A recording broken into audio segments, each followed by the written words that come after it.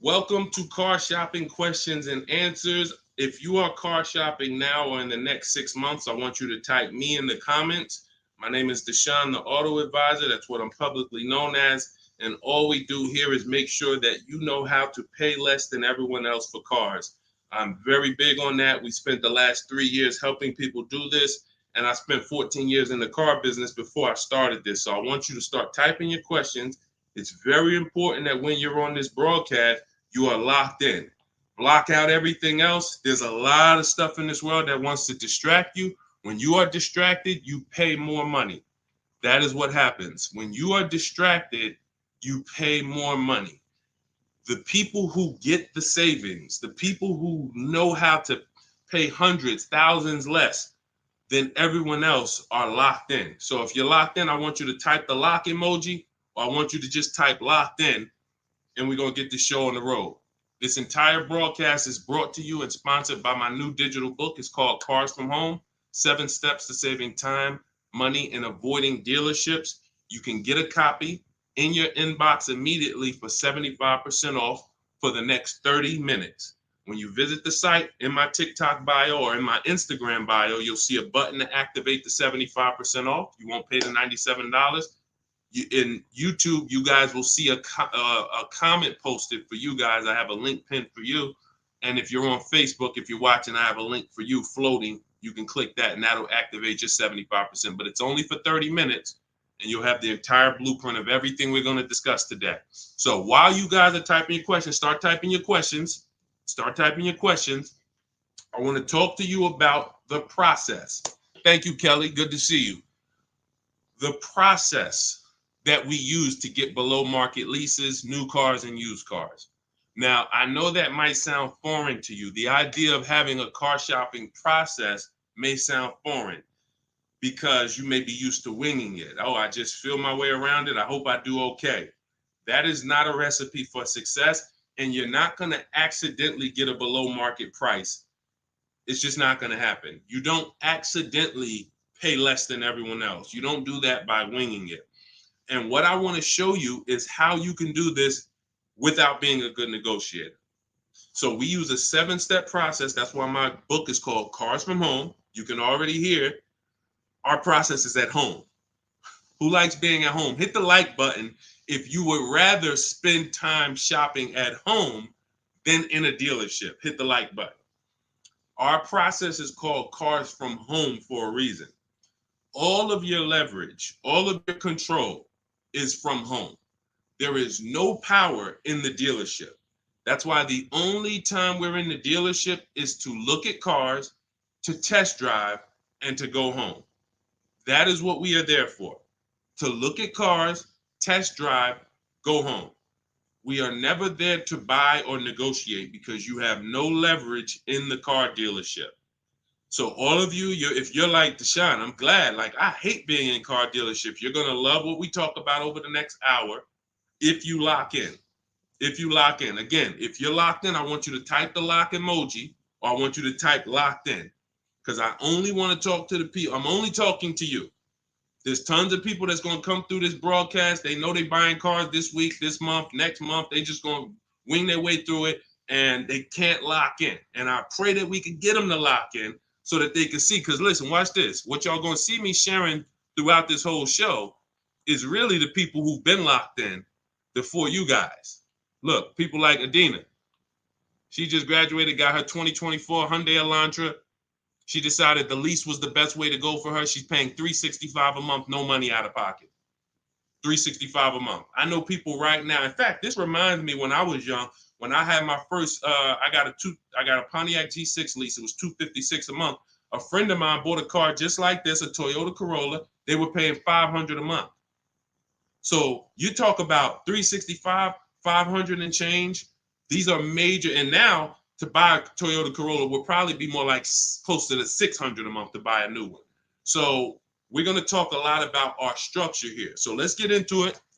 Dolan, I see we're getting questions, but let me, as we get the questions, let me, matter of fact, let's go. We'll start with the questions. No, bring it up. Because as quick as people type questions, I'll get to them. So this one's from TikTok. I practice what you preach.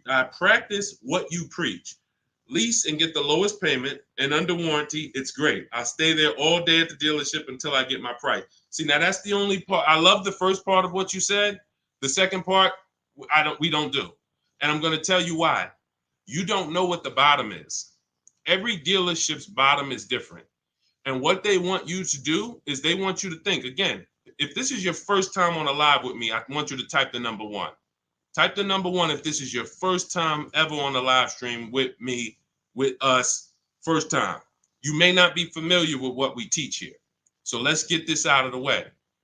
I don't spend time in car dealerships, and I teach people not to. I'm going to tell you why. Welcome, Kellyanne. Okay, welcome. You came in giving gifts, and I appreciate you. So check this out. Here's why you never want to be in a car dealership negotiating. You don't know what the bottom is. Every dealership's bottom is different. I know they may have told you every Nissan dealer is the same.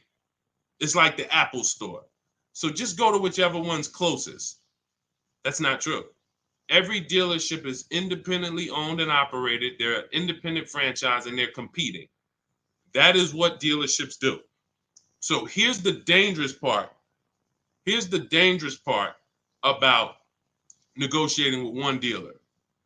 So you take somebody who, what do y'all think is a good, let's just say, right? Example.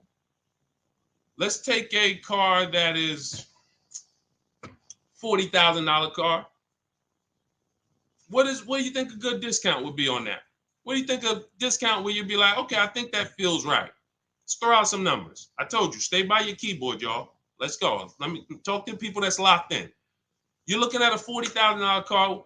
What do you think a good discount is on that? Good discount. Just throw a number out there. Some people don't know. 35, okay. $5,000 off. Okay. We'll get to you, Theo. I see you. Okay. $5,000 off. Okay. Let's go. Kelly Jean, you locked in today. I'm okay. $2,000 off. Okay, Atlanta lawyer. Okay. Now watch this. So somebody said 2,000 off. Somebody said 5,000 off. Watch this. Now Tiffany gets a $40,000 vehicle. Look, MSRP was $44,820. She got $6,538, $30 off. Now let me tell you how she guarantees that's the best deal. Multiple offers. If you're in a dealership where the market price of the vehicle is everyone's charging $5,000 over sticker, $3,000 over sticker, $8,000 over sticker, then maybe a $2,000 discount is the best in the market. But there's no way for you to know that without multiple offers. Like, look at Eddie. Eddie was shopping for a Toyota. He bought it. This was last year. He bought it and he said, look, I went with the perfect purchase route, which is a strategy I teach. 2023 Toyota Camry hybrid with all the bells and whistles. Initial quotes were over 10,000 over MSRP. So if any of you are familiar with this vehicle, the Toyota Camry hybrid, dealers were charging people ridiculous money, and they still are. He ends up getting a $2,086 discount after he looked at multiple offers. That is the name of the game. You can't, because now let me show you a little bit more of why we must get multiple offers. You can't feel for the bottom. Look at this. When you look at somebody like Kimberly shop, she gets a matter of fact, oh no, we just had somebody I want to share with y'all because she saved more money than anyone else I've ever seen. Did I bring her deal in here? Did I bring her deal in here? Hold on one second. Yes, I did. So this is Milligan. This was last week. It was a couple days ago. She gets a 2024 Mercedes EQE. It has a $79,000 list price. $79,000 list price. Now, if she would have went in there and said, well, I'm just going to negotiate my way in, and I'm just going to, let's say she got $8,000 off, $10,000 off. Who would feel like that was a good deal? You go in, you're looking at a $79,000 Mercedes. You know, does your gut tell you that's a good deal or you want more? 10,000 off. Let's say 15. 15 off. And is that a good deal? Come on, tap in with me, y'all. Talk to me. Talk to me. I want y'all to know, because we don't do. I want y'all to know that I'm conservative with what I'm about to tell you. But I need you to hammer this point into your head that negotiating with a dealer is a losing battle when you're negotiating in there. So all right. So Jimmy said yes. I see you. Kelly said yes. 15 grand sounds like a good discount. I would feel good about that. Milligan paid $56,000. If you're on YouTube and if you're on Instagram, you can see it on the screen. She sent me her paperwork. This is what I do. So this is literally, people send me their deals. People who I work with around the country, whether you have my book, whether you're in my program, people send me their deals all the time. She paid 50. She saved almost $30,000 on this vehicle. Brand new vehicle. So what does that tell you? Had you gone in there and agreed to a $15,000 discount, you would have left thinking you did okay, which is the point I want to make before we wrap this question up. The name of the game with car sales, and I did this for 14 years, is not that you win. It's to make you think you won. The name of the game with car sales is to make you think you won. It is a psychological game that when you're negotiating one-on-one with dealers, it's impossible for you to you can't win. So when you step outside and you start to sit back like we do and shop from home, and you learn how to look at the market the way I teach, the way you're going to learn, the more you tap in here, you will understand that your money and your leverage is at home, putting dealers against each other. Not going into one dealer and saying, okay, how much can you take off? Okay, who got that? Type $ if that point makes sense. You cannot feel for the bottom. You cannot say, oh, okay, that sounds good. 3,000 off. That sounds good. 10,000 off. That sounds good. 20,000 off. You can't say that on any vehicle. Now, sometimes your best discount in the market is 8,000. Sometimes your best discount is, like you saw Tiffany a little while ago, 6,000, 6,500. But the only way you can guarantee that that's the best offer in the market is to be at home looking at 5 to 7 offers. And in my book, I teach a strategy called the 25 to 5, where we connect with 25 dealers online, and it literally takes us 20 minutes. I have all email scripts that you send. There's no talking. We use this for new cars and leases.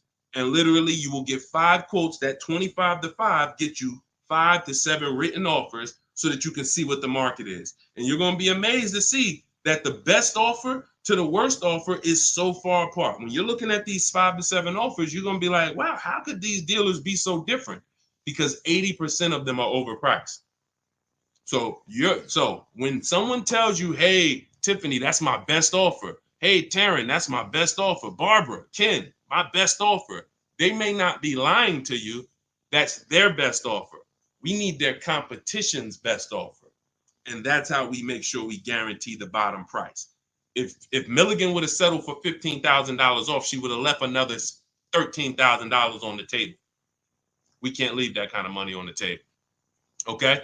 So yes, I love that you seem to understand about leasing, the person who shared this question. But what I don't love is being in dealerships negotiating. I do not do it. I don't teach to do it. We stay at home and we make people bid for our business. That is the game. Okay. All of this is inside my new digital book, guys. You can see it. It's called Cars from Home: 7 Steps to Saving Time, Money, and Avoiding Dealerships. And you can see, Josh, I have a support email everywhere. You can see it on my screen. Every time I do a live, I have a support email. When you purchase the book, literally on the thank you page, as soon as you pay, as soon as you get your 75% off, it literally says, screenshot this page. And it says, here's my support team's email, just in case you may have typed the email in wrong. And it says, click the link below to open up your book. So you can open it right there on the thank you page, save it to your phone or your computer, and I email you a copy.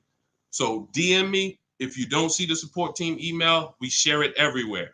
We share it everywhere. I don't want to share it here live publicly, but DM me and we'll share it. We'll share it so you can have it.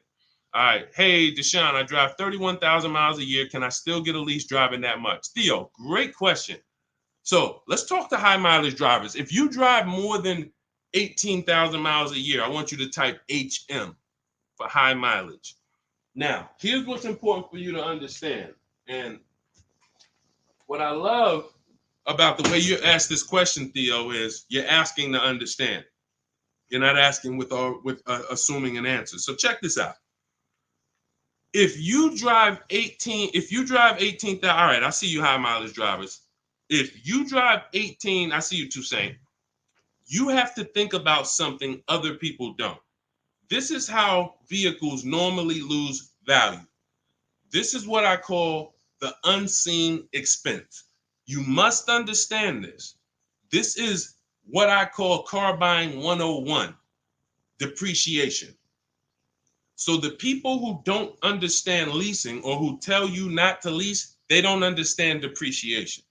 They say things like, well, I don't like to lease because I want to drive as much as I want to drive. Here's the thing. You pay for your usage whether you buy or lease. Give you an example. Let's say you buy a vehicle today for $40,000. What's that vehicle worth in 1 year, everybody? Let me ask you. Throw a number out. You buy a vehicle today for $40,000. What is it worth in 1 year? Average miles driven, 12,000 miles per year. What is that vehicle worth? Is it still worth 40? Is it still worth 40? No. Right, exactly. 33. Let's go. Let's go. Shout out to the people that's not distracted. 33. Look. So now that's a good estimate. You look and you say, all right, that's 40. This is 33. That's 1 year of time I lost $7,000. Had nothing to do with the fact you bought the car. I thought you didn't pay for stuff if you bought it. I thought you could drive as much as you want when you bought it. So let's throw a curveball in for the high mileage driver, because this is the point we're making. What happens if you drive 20,000 miles? What's the car worth? What's the car worth? Instead of average miles, where like, okay, it'd be worth 30. You drive 20,000 miles, it's probably worth 30. Instead of 33, it's probably worth 30. You lost 10 grand of value. So the more you drive, the more you depreciate your vehicle. Does that make sense? It doesn't matter if you leased or bought.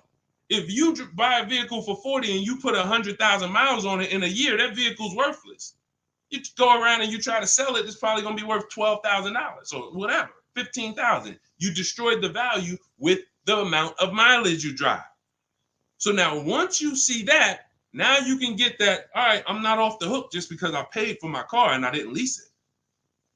I lose in the form of depreciation depending on how I use this vehicle. So that's the basis for us to discuss leasing versus buying. And when you look at leasing versus buying, here's what we're asking ourselves. This is step one in my book. We don't do anything else until we pass this step. How many years are you keeping the next vehicle? How many years are you keeping your next vehicle? Type into the chat. Those of you who are shopping, I want you to answer this. How many years are you keeping your next vehicle that you're going to be shopping for? 8 or more, or less than 8? This is called the 8-year rule. See, I get a lot of people, and I see a lot of you ask, hey, I'm looking at a Porsche Macan. Should I lease or buy? I'm looking at a Rolls Royce. Should I lease or buy? I'm looking at a Honda Civic. Lease or buy?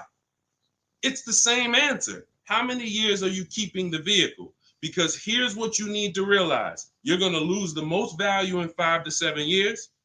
But after 5 to 7 years, after 7 years, the depreciation cools off and you start losing little value. Who has a vehicle outside they've had for more than 10 years? Type me.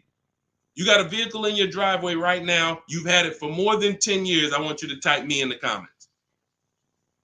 And we don't get many people nowadays. People are not keeping vehicles that long anymore. Okay, I see. Kelly Jean has one. Tiny Boy, I see you. All right, Naturally Dope. Okay. If you got a vehicle right now in your driveway, you've had it for more than 10 years, type me. Okay, I see you, just be you. All right. All right. These are called long-term. Look, been 18 years next month, naturally dope. Now, here's what's beautiful about them. Their depreciation is like this. What does that mean? Whatever their vehicle is worth today is probably going to be worth the same thing next year. I see you, E. Valentine. That means you beat depreciation. See, there's only two ways to beat it. Long-term ownership like them, or with a below market lease. You cannot buy a vehicle, have it lose value for 5 to 7 years, turn around and replace it and think you won. That's just not the way it works. You bought it for 40, you traded it and it was worth 15, and you thought you won. You lost $35,000 or $25,000 in that time period. Was there a way we could have gotten that car or a similar car and lost less than $25,000 in that time period? This is what we're trying to do when we're beating depreciation. So if you are a long-term person, those of you who said, yeah, hey, Jose got 10-year Cadillac, had it from 2011, perfect. If that's your plan, you don't think about leasing. But if your spouse says, I don't want to keep a car that long, I don't see myself keeping a car that long, then they shouldn't be thinking about purchasing because they're going to lose in depreciation. So now when you look at what a lease is you have an opportunity to overpay. There's 3 types of leases: market value, above market value, below market value. If you pay market value or above market value, you lost. You lost. Market value or below market value, you lost. If you're enjoying this on TikTok, can y'all just double tap the screen? Just start tapping the screen. You're going to see the likes run up, and y'all just keep running them up. And what that does is it lets TikTok know we talking business over here, brings more people. If you're enjoying it on Facebook and YouTube, can you hit the share button, tag a friend in here so we can help them protect their money? This is about below market lease deals because you've seen commercials that say, hey, you can lease this vehicle for this, $5,000 down plus tax. Those are above market lease values or market value. When you see lease deals that look like this, and this is why I show you people who came before you. Danielle, $44,000 Audi, 2024, no money down, $550 a month. No money down, $44,000 Audi. You guys know, some of you know, every $5,000 on a loan is about $100 per month. So to buy that $44,000 Audi with no money down, we always shop our deals with no money down. And once you embrace what I'm telling you, you'll be shopping with no money down only. That doesn't mean we don't put money down, but we always shop all our deals, purchases, leases, used cars with no money down. Because when you start putting money down, it confuses you. Unless you're really, really good at math. If you're really great at math, then it won't. But if you're not great at math and you start putting money down, it's going to confuse you because you really don't know the deal you're getting. You only are focused on what is that monthly payment. So that's why we shop with no money down. But to buy this same vehicle with no money down for a $44,000 vehicle, that's a $900 payment on a 5-year loan. That's a $900 payment, $800 payment on a 6-year loan. She's paying $550 below market lease. Look at Kimberly. She saved 20 grand on her Maserati, below market lease, an $86,000 vehicle, $950 a month. $86,000 vehicle, $950 a month. Charles on his Palisade. Some of you have a Palisade. It's $48,000 vehicle. 48, almost $50,000 vehicle. That's $1,000 a month to buy. All day long, 5-year loan. And some of you, if you're like Deshone, well, I got a $50,000 vehicle and it wasn't $1,000. That means you took a long loan. So we don't do that here. We don't take 8-year loans. We just don't do it. It's the same reason we don't take 40-year mortgages. We have boundaries here that tell us this is too expensive for us. So anyone can get you in a car. You could go buy a Bentley. They give you a 190-month loan. You'll be able to afford it. That don't mean it was a good deal. So we cap our loans at 672 months. We will not go longer than that. That is the longest loan we take. So you look at what this would have cost Charles. Hyundai Palisade, $48,000. That's $1,000 a month payment. What is he paying? $597. And you got people like Zafrina who just killed it. Look, $65,000 Jeep Grand Cherokee, $579 a month. That's a 0.88% lease. These are below market leases. So when you're shopping for a below market lease, you are beating depreciation. Had they bought any of these vehicles, the vehicles would have depreciated way more than the small monthly payments they're paying to drive these vehicles. And then we look at Jen. Jen got an 18,000 mile a year lease. She bumped hers up to 18,000. Started out at 512 on her Honda CRV. Bumped it up to 18,000. Look, she went from 12,000 miles per year to 18,000 miles per year. It was literally 40 something dollars more per month, $50 more per month. So some of you see people and you're like, oh, they blame the lease for their mistakes. Oh, I didn't get enough mileage, so I ain't leasing again. The problem was you didn't get the mileage you needed because you let pennies stop you from actually having a good lease experience. Instead, you saw the payment for 12 and they said, well, if you want 15, it's $25 more per month. And you said, all right, well, give me the 12. Now you have a bad lease experience. You have a penalty because you didn't get the mileage you needed. That wasn't a smart thing to do. But blaming the lease is an even worse thing to do. So we always get the mileage we need. So Theo, when we look at now that you understand depreciation, you understand you buy a vehicle, you're killing the value. You're driving 31,000 miles per year. But if you bump your lease up, and I want you to shop for your leases with 12,000 miles, no money down, only first month's payment, taxes and fees in the payment. You get multiple offers. You need to get at least 5 to 7 offers. You could do it manually. You want to call around? You could do that. I do it, and I teach in my book. We do it without talking. Literally everything we do is email. We don't talk to car salesmen. And I'm a former car salesman. So trust me, when I tell you my system is you don't talk to car salesmen, it's better for them and you. When you go pick up your cars from the way we teach, the car sales people are thanking you. They're like, man, this was one of the quickest, easiest deals I ever made. You knew what you wanted. You sent me an inquiry. You gave me enough information to make the deal. We did it in 20, 30 minutes. This was great. I would never develop a system that would make car sales people work hard. It's easy. They love what we do. But at the same time, you got to find the right dealers. And you got to understand, all right, I have to shop with 12,000 miles per year first, and then let me get my best offers. You know, we teach something called the 1.5% rule. We divide the monthly payment into the MSRP. In my book, I have a calculator that does this for you. So literally, when you get my book, 75% off in my TikTok bio, 30 minutes, Instagram bio, 30 minutes, YouTube comments, Facebook comments, you see the link floating. You got 30 minutes to get the book for 75% off, so you won't pay $97. In there, I have calculated, you put your lease quotes into, and it literally spits out which one is the best, and it spits out counter offers that we email back to them. So once you do that, you find your best deal. Is it 1%?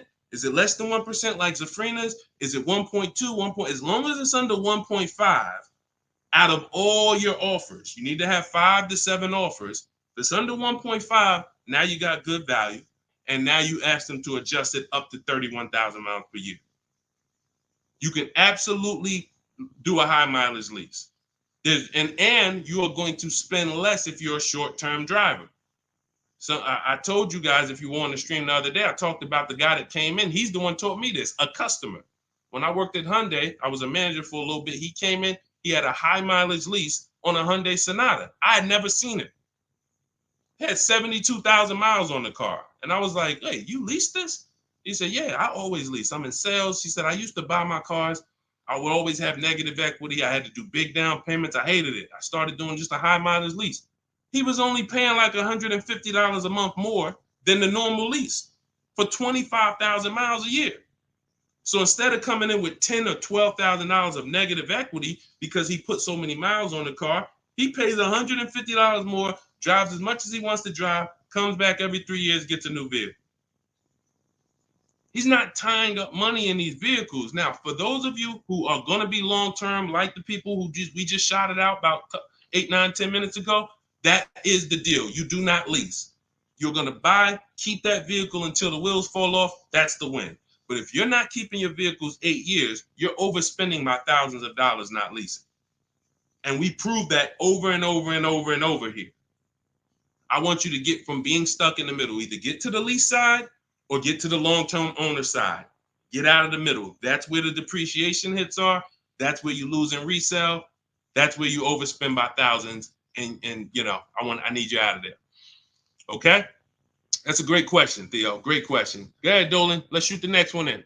Keep typing your questions, y'all. Could y'all keep tapping the screen on TikTok and keep running the likes up? Every time you hear something you like, either hit the like button or the share button. If you're like, man, you know what?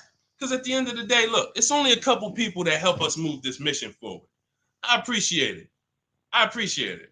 There's a couple. I love the people who tap in, but I really appreciate the people who share, tell their friends. I see you. Okay? I see you, and I appreciate it. Let's go.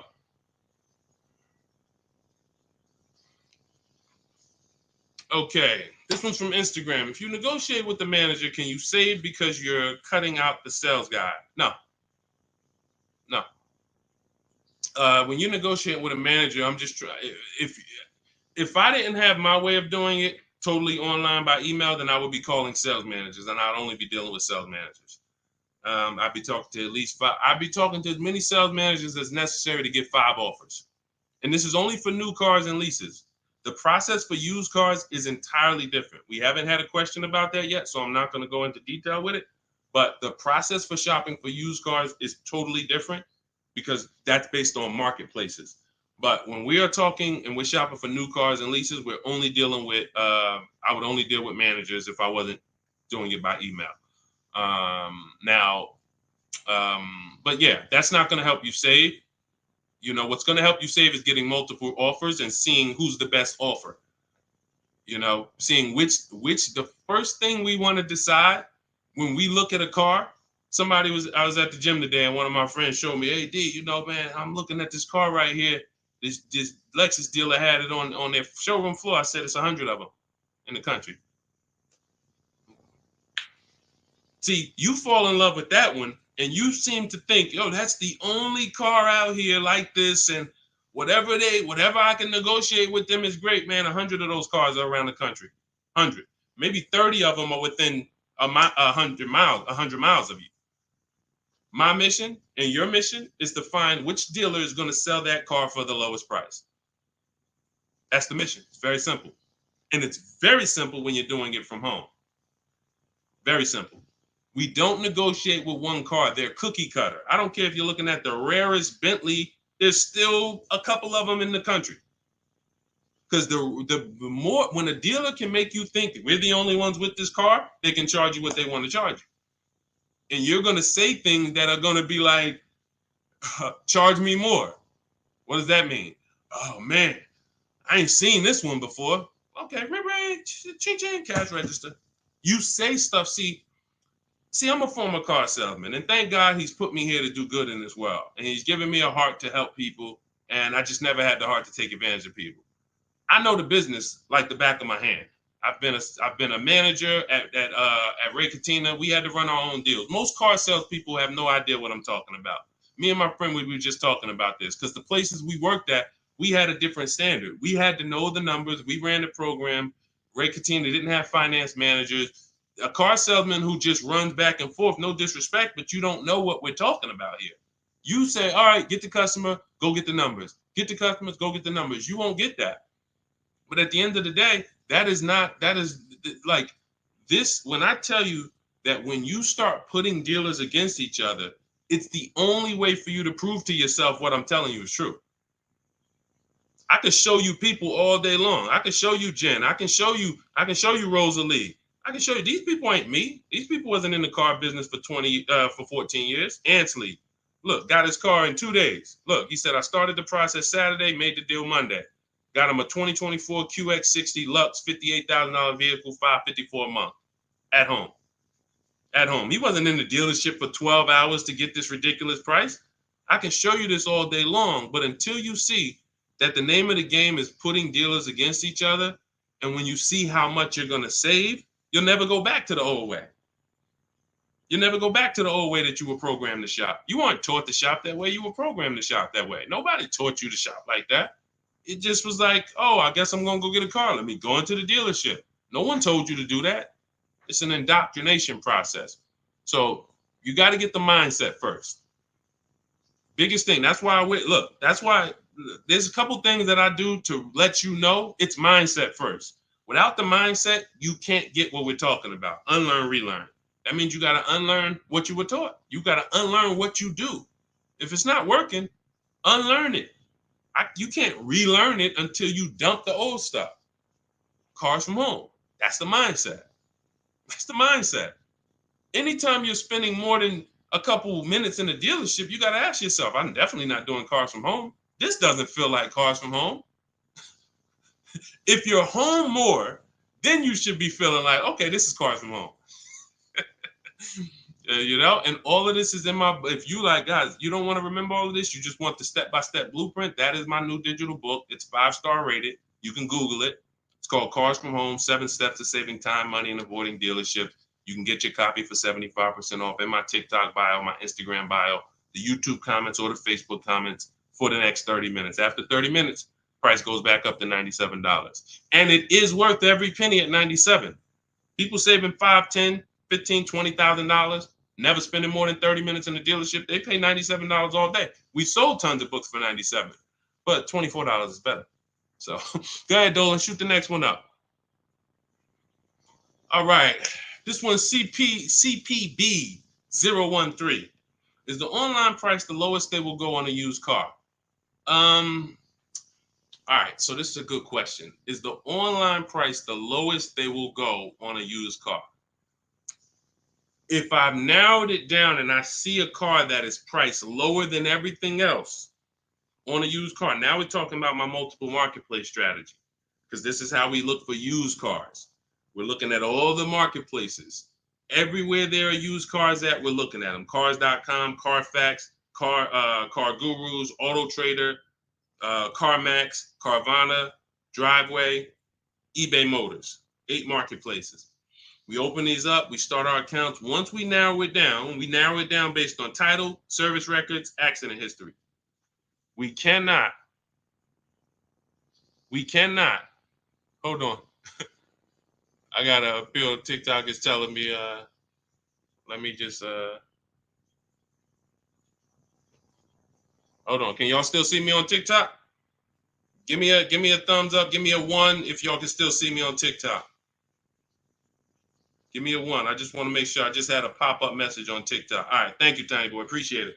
Okay, so you do not buy a used car without making sure you see the service records. There are a couple big things, couple major things when you're buying a used car you need to do besides price. I'm telling you this. We tend to focus on price. We must get a quality car and a below market price. One without the other is a loss. If you tell me, Deshone, man, I used your strategies, I shop, I paid below market value, I know it, I saw this was the lowest car within 100 miles, but the car is in the shop every 3 to 6 months, that's a problem. We lost. So we must get both. So we narrow this down based on service records. As of right now, Carfax is the only one I know that shows service records. So now you can pull this and you can use this on your actual, you can use this as a last case when you narrow it down. Now in my book, it's only one strategy I don't share publicly. It's my secret strategy to get free Carfaxes. I share everything else, but that's my secret sauce. So that's in my book. I'm not going to do that here. And I'm going to tell you why. One Carfax covers the price of the book. So, those of you who want my secret strategy on getting free Carfaxes, that's in my book. But once we get the Carfax, we can see the service records. If the service records aren't consistent, do not buy the car. That's my recommendation. I don't care how good it looks. I don't care if he tells you, hey, I used to change the oil. I changed it myself.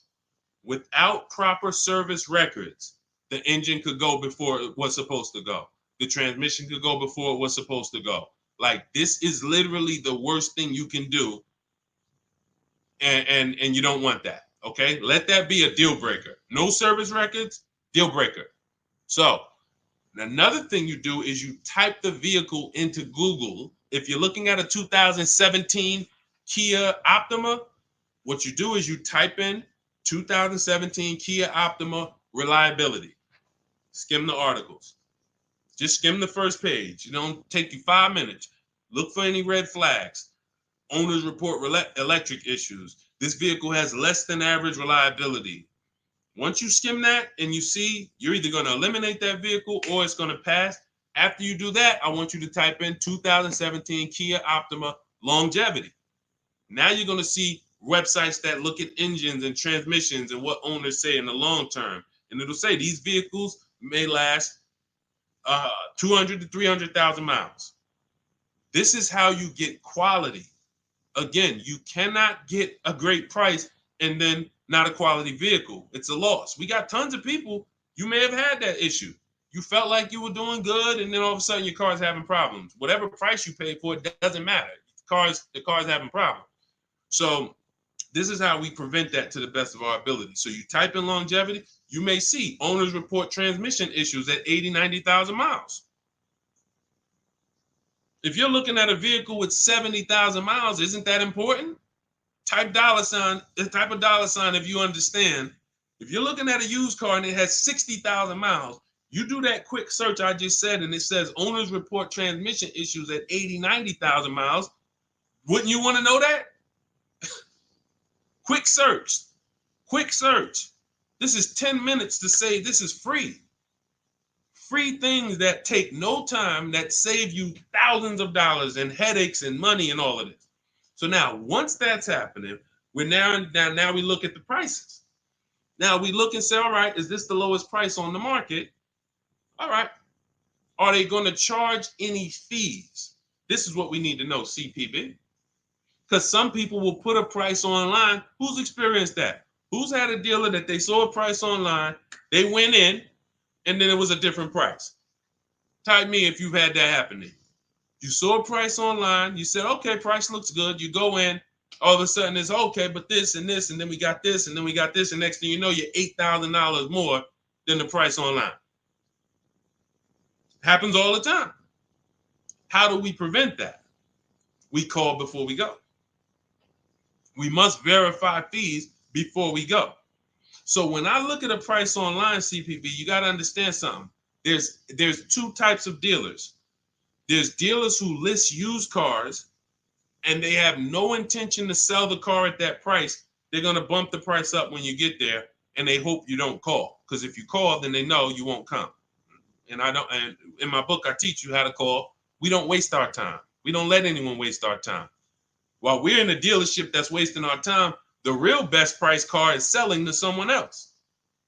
If you narrow it down to 3 cars and then you go see one and it's like, okay, Dad, you wasted my time. Now you come back and the other 2 that was really the best price, those are gone.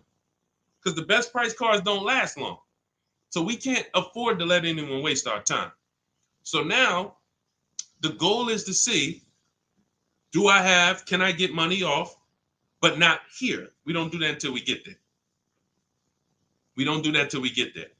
Because a lot of times when we shop for used cars, we're getting notifications of every car that pops up. A lot of times we get cars that no one even knows hit the market yet. Soon as they hit the market, because I teach you how to know the market, you literally know the car there before anyone. You verify fees, you're there, you test drive it, you lock the car up. You can't call those dealers and be like, hey, could you take another $1,000, $2,000 off? Because they're going to be like, well, we just got the car, we're going to give it some chance. And I'm going to give you another insider secret. Dealers use a tool called V-Auto. When we list used cars, we know what every used car is priced at around us. We know what every single used car is priced at all around us. So we know we're the lowest priced car in the market. When you're looking at that car and you see that's the lowest price out of all of them, that dealer knows they're the lowest price. So when you call them and you look for more money off and you're not there, you don't have any leverage. So we do that when we get there. So this is all in the process that we use. I talked to y'all at the beginning of the stream. We talked about process. Everything we do is a system. That's why we have thousands of people that you look all over my pages, you read those comments, you see people sold their leases. I made so much money selling my lease. Oh man, I got $10,000 off. Man, I got a deal that was $200 less than what I thought I could get. Look, I had, I think Vicky, who wrote into me? I think Vicky wrote into me and said, What's her name, Vicky? Okay, can you take that question off, CP?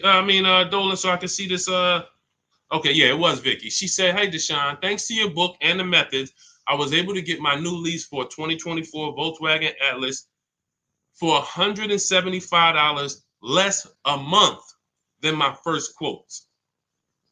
I did it all online except for picking up the car. I put no money down other than first month's payment and DMV.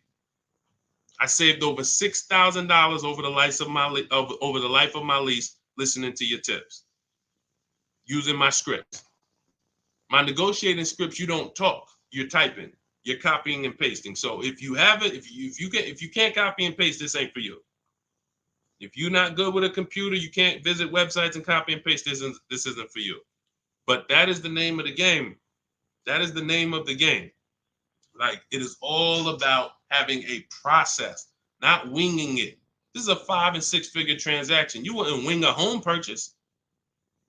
I don't care if you found the least expensive shack in the country. You found a shack that was $40,000, and you're like, man, I want to buy that shack. You wouldn't wing that process, right? You wouldn't be like, oh, you know what, I can handle it. Forget the attorney. I don't need a realtor. I don't need none of that. I'm just gonna go and, no title company. No, there's a process. Doesn't matter. Even the least expensive house. So if you treat car buying here like you treat home buying, if you treat car buying like you're buying a small house instead of a big TV, that's how people treat buying cars. Then people come in, hey, honey, look outside. You bought a car? Hey, I went down. I told you, I told you I was just going to get milk, but I stopped by the dealership. I knew you was out for a couple hours. What happened? Like, how'd you buy a car?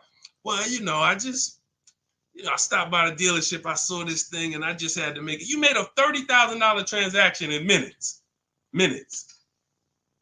It's like it's a big TV, like you bought a 90-inch TV home. Look, honey, but I got a car, something that costs $50,000. I did it in a couple hours. This is why we're losing. And so part of what I got to do, y'all, I got to tell you the bad news. I got to tell you the bad news so that you can get to these prices. You're not going to get to these prices unless you realize that everything they taught you to do was for them to make more money. Once that clicks, you come over to our side and you join our side, and we'll just, you'll be winning for forever.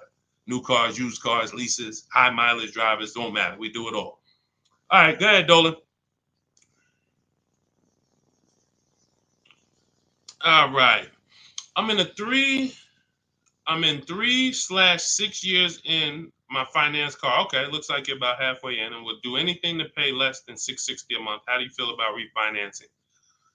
Okay, so there's a right way to refinance and there's a wrong way. Refinancing should be you qualify for a better rate now, but you don't want to stretch the loan out. And I'm going to tell you why. Most of the people who want to loan you money, they want you to take it longer. I make more money lending you $40,000 for 8 years than I do for 3 years. So the longer you take the loan, the more I'm pretty much guaranteed to be all right. If you pay for 2-3 years, a lot of that is going to interest. So by the time you get to halfway through, you still owe a good amount on that vehicle. So most people, when they refinance, they call and they're like, okay, well, what's the lowest payment I could refinance into? And then they'll stretch the loan out. And that ends up, like, let's say if you paid 3 years already. Now you go in and you say, all right, well, what can I refinance to? They say, well, we can get you to $375 a month. We give you a new 6-year loan. And now people be like, oh, well, I like that better. But you already paid for 3. What's 3 plus 6? 9 years. No one's taking, there's no smart person on here that would sign a 9-year loan. But that's the problem. So here's what I would do. You're already, all right. Another thing about refinancing, it's for people who want to keep their cars. We said this earlier. The people who are keeping their cars want to actually pay them off and keep them until they, forever. or at least until they know that the depreciation is over. And that's really not even that, because once the depreciation, once you get here, you buy your car here, by the time it gets here, you paid it off. Now you don't want to get rid of it, because now this is where you've reached what I call the reward stage. This is where it's like, man, my car is not really losing that much value. Now let me keep this thing and really get my money out of it. You don't want to flip the car as soon as the depreciation has really settled. You don't. So if you're planning to keep that car and keep it 8, 9, 10 years, then you refinance, and then you say, all right, I'm just going to make sure I got the best loan. But I would recommend you refinance and pay the highest payment you can to pay off the car quicker, not stretching the loan out. It's just you're paying more. It may seem like, okay, yeah, I'm paying less, but you're paying more. You've already paid for 3 years. They stretch you out another 5 years. That's an 8-year loan. You paid on the car for 8 years now. So what I would look at is, if you're not a long-term person, if you're not keeping your cars 8 years, you should be flipping out of that car into a lease. You should literally we have a process we call the equity assessment. Some of you know there's a word we don't use here. It starts with a T. Who knows? Because I know we got some new people on here. If this is your first time, you wouldn't know this. But there's a couple people that tap in with us regularly. They locked in. They becoming below market masters. A lot of them have my book already. So there's a word we don't use. It starts with a T. See if we got anybody on here that know. Thank you, Terry. Trade. Yes. Thank you. Way to go. I love the people who are locked in. I'm always going to listen. I'm always going to give y'all extra attention, because y'all are the ones. It's a lot of distractions out here in this world. A lot of people want you reading news articles and all of that. While you doing all of that, people charging you more money for everything. Stuff you didn't have to pay overpriced for this car. But because you didn't tap in and lock in, now you just went and did it over. So yes, we don't trade. So what you would do is you would do an equity assessment. We go to cash buyers. We use 6 buyers right now online. CarMax, Carvana, Driveway, KBB Instant Cash Offer, and AutoNation and Car Gurus. That's 6 cash buyers. They compete hard. 3 of them link you to a local dealership for a cash offer. 3 of them are online car buyers for cash offers. And these are people I've helped hundreds of people sell cars to these people. I've sold my car, my mother's car. We both sold our leases, and I ain't gonna tell you what I made when I sold my leases, because that's when the market was high and every car was worth $7,000 to $12,000 more than it's worth today. You know, I'm so glad we look back and we helped a lot of people cash out and benefit from that market. That's no longer here. That's over. But there was a 3-year run where we were selling leases and making literally 5 figures. It's amazing. But anyway, the point is, you want to do an equity assessment. You want to let these cash buyers bid for your asset and see what's the most you could pay. You're not going to get money. You're not going to get these numbers on trade. So once you do that, you see how much you can pay. Now, we were switching to a lease. You get a below market lease on something, you drop your payment very simply. Very simply. You going into another finance though, it's going to be difficult for you to do that. It's going to be difficult for you to do that. Let me see the woman I had who went. She just did this. She literally just did what I just laid out for you. And let's see, what was her name? Melissa. Was it Melissa? Yep. So Melissa said, you see this a couple days ago, she said, I took possession of a 2025 Honda Pilot EXL. She realized, you know, she wasn't a long-term person. She's not keeping her cars 8 years. She's losing on depreciation. Once she learned that, she said, Deshone, I'm following the strategies. I'm flipping into a lease and I'm going into, leasing like a boss. She ends up leasing. She now gets her equity assessment done. She finds out she has $12,000 of equity in her old car. $12,000 of equity in her old car.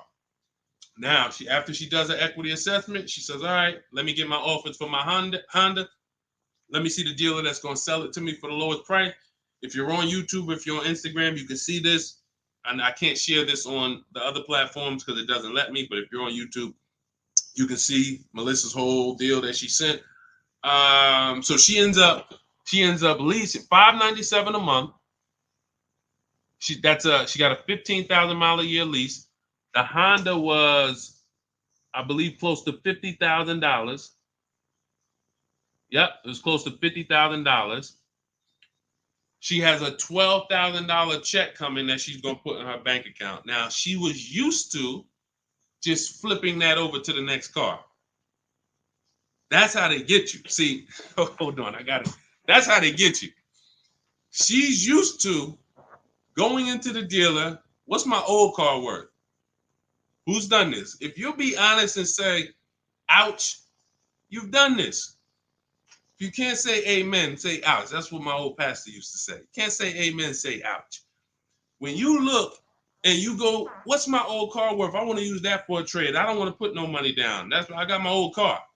Now what'll happen is that old car, you just flip the finance, and now when you hear the payment, it's like, okay, I guess the payment's not that bad, but you don't realize your old car was a $10,000 to $12,000 to $15,000 down payment that just stacked their profit, and now it's all types of bad. It's because it's too much money for a person to control. It's too much money. When you go into a dealership to trade and you need a loan, that's 3 transactions you're giving to the dealership.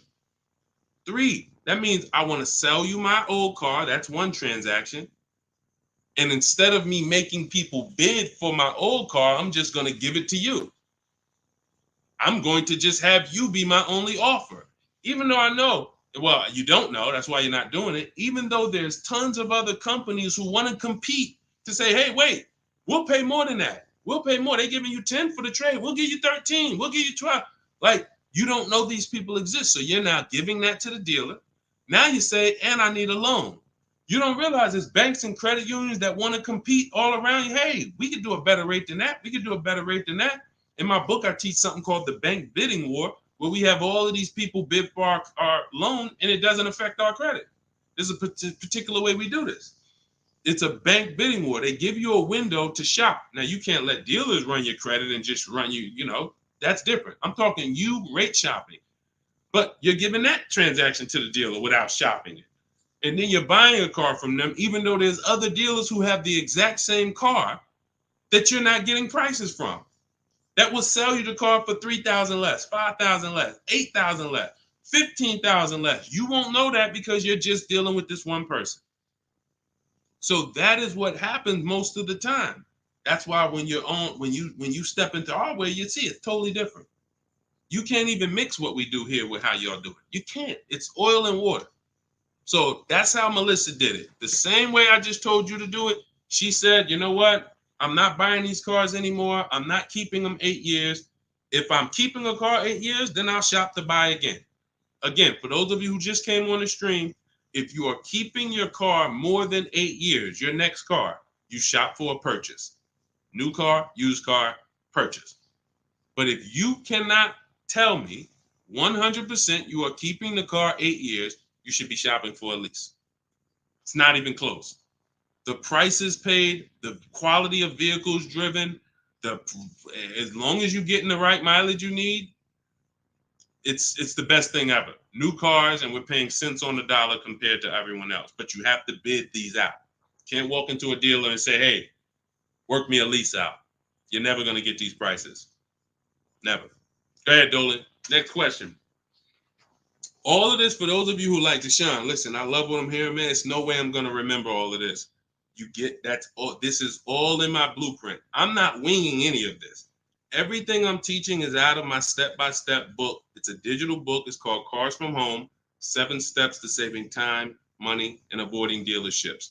You can get your copy for 75% off for the next 30 minutes. Now, if you visited the website already and the timer started, that means once that timer hits 0, it's not, you don't get 75% off. It goes back up to $97.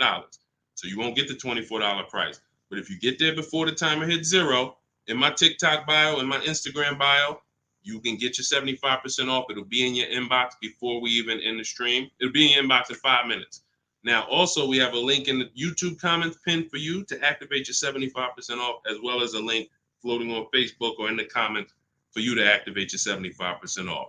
But once you get your book, I want you to screenshot the thank you page. One, it says right here, click below to open your book. So you can open the book and save it to your phone or your email right there. But then I also email you a copy. But sometimes you type your email in wrong. We have a great email system. We've delivered over 10,000 books, but we can't send a book to the wrong email. And that's what usually happens. So I want you to screenshot that page so you'll have my support team's email. And depending on where you're watching, you'll see the support email on the screen. But this is only for book delivery. This is not for questions. I don't do questions through email. All right. Jimmy, thanks. Just got the book. Can't wait to read and learn how to get a great deal on my next car. Congratulations. Use it, win. Follow it step by step. Don't change a thing. It's like McDonald's. I promise you, the reason why we have hundreds of people, I've worked with 2,000 people personally, and we probably got thousands of people that I don't even know about. Hundreds that have written me, text, DM me, emailed me.